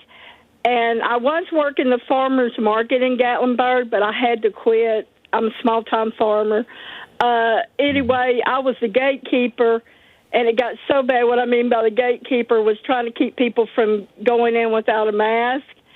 And I have a technique I started using for people that complained and everything. I said, well, have you picked out a coffin for your family yet? I said, pick one out for your family and pick one out for me because you're putting me at risk, too. So that's how I handled people that didn't have masks and didn't want to put one on. Sweet. Did you get a positive response from anybody, Lydia? One guy quit complaining and put his mask on and looked through the farmer's market, and then some would just leave. Yeah, some just refused to wear them. Yeah, remarkable. Well, Lydia, thank you for sharing your story with us. That is great. Kevin in Durham, North Carolina. Hey, Kevin, what's up? Hey, Tom, I don't know if you talked about all this already, but it looks like Trump is just going all in on the racism and the us versus them thing. That's all he's got. He tweeted about Bubba Wallace and the NASCAR news thing, and he needs to apologize. And now he's tweeting about how the Washington Redskins and the Cleveland Indians are changing their name or thinking about changing their name. And, that's not a good thing. And so I just want people to be aware that this is going to be his strategy going forward. And the question is it going to work? Because, 4 months is a long time. And as a black man, I don't ever underestimate the power of racism, but I don't know if you have any thoughts on that. I agree with you. I believe that this is all he has. He can't tout the economy anymore. He has had no consequential successes in his presidency of any kind in any way that helped anybody other than billionaires. And he doesn't need their vote. He's already got their vote, and it will continue to. So, he's going all in on racism. His tweet just a little while ago talking about the Indians are sad that they're going to lose these team names. Really? And his thing about Bubba Wallace has already gotten blowback from from a white NASCAR driver who basically told Trump that they didn't need him. Yeah. I don't think it's going to work, Kevin. And I think, frankly, that, Dave's call earlier, he said the Iran sanctions, the U.S. sanctions on Iran expire in October. And he thinks that Trump is going to, invoke a provocation against Iran in October, and that'll be his October surprise. He's got to be planning something, and I'm not feeling good about it. Yeah. But I don't think that racism is going to work anymore. I think the generation of white people for whom racism worked really well is dying out rapidly, and probably is less likely to go to the polls. But there is this hardcore, and they live and breathe Fox News. So, Kevin, thanks for the call. It's we'll see. Time will tell. It's Don in Aztec, New Mexico. Hey, Don, what's up? Hey, just the rent. Say what? That's all that's up. Maybe the car payment. But anyway, I was going to tell you an incident that happened here in the grocery store. I'm 80 years old, and a guy had a hat on that said, Trump 2020. And then as I went past him, I said, Trump's a liar and a thief. And so I went on past him, and as I was going out the grocery store, he went right into the back of me with a shopping cart. Mm-hmm. And so I thought, I wasn't going to pay any attention to it. And as we walked out, he was saying a bunch of trash, following us out and calling me a bunch of names and stuff. And so I gave the cart to my wife, and I turned around and faced him.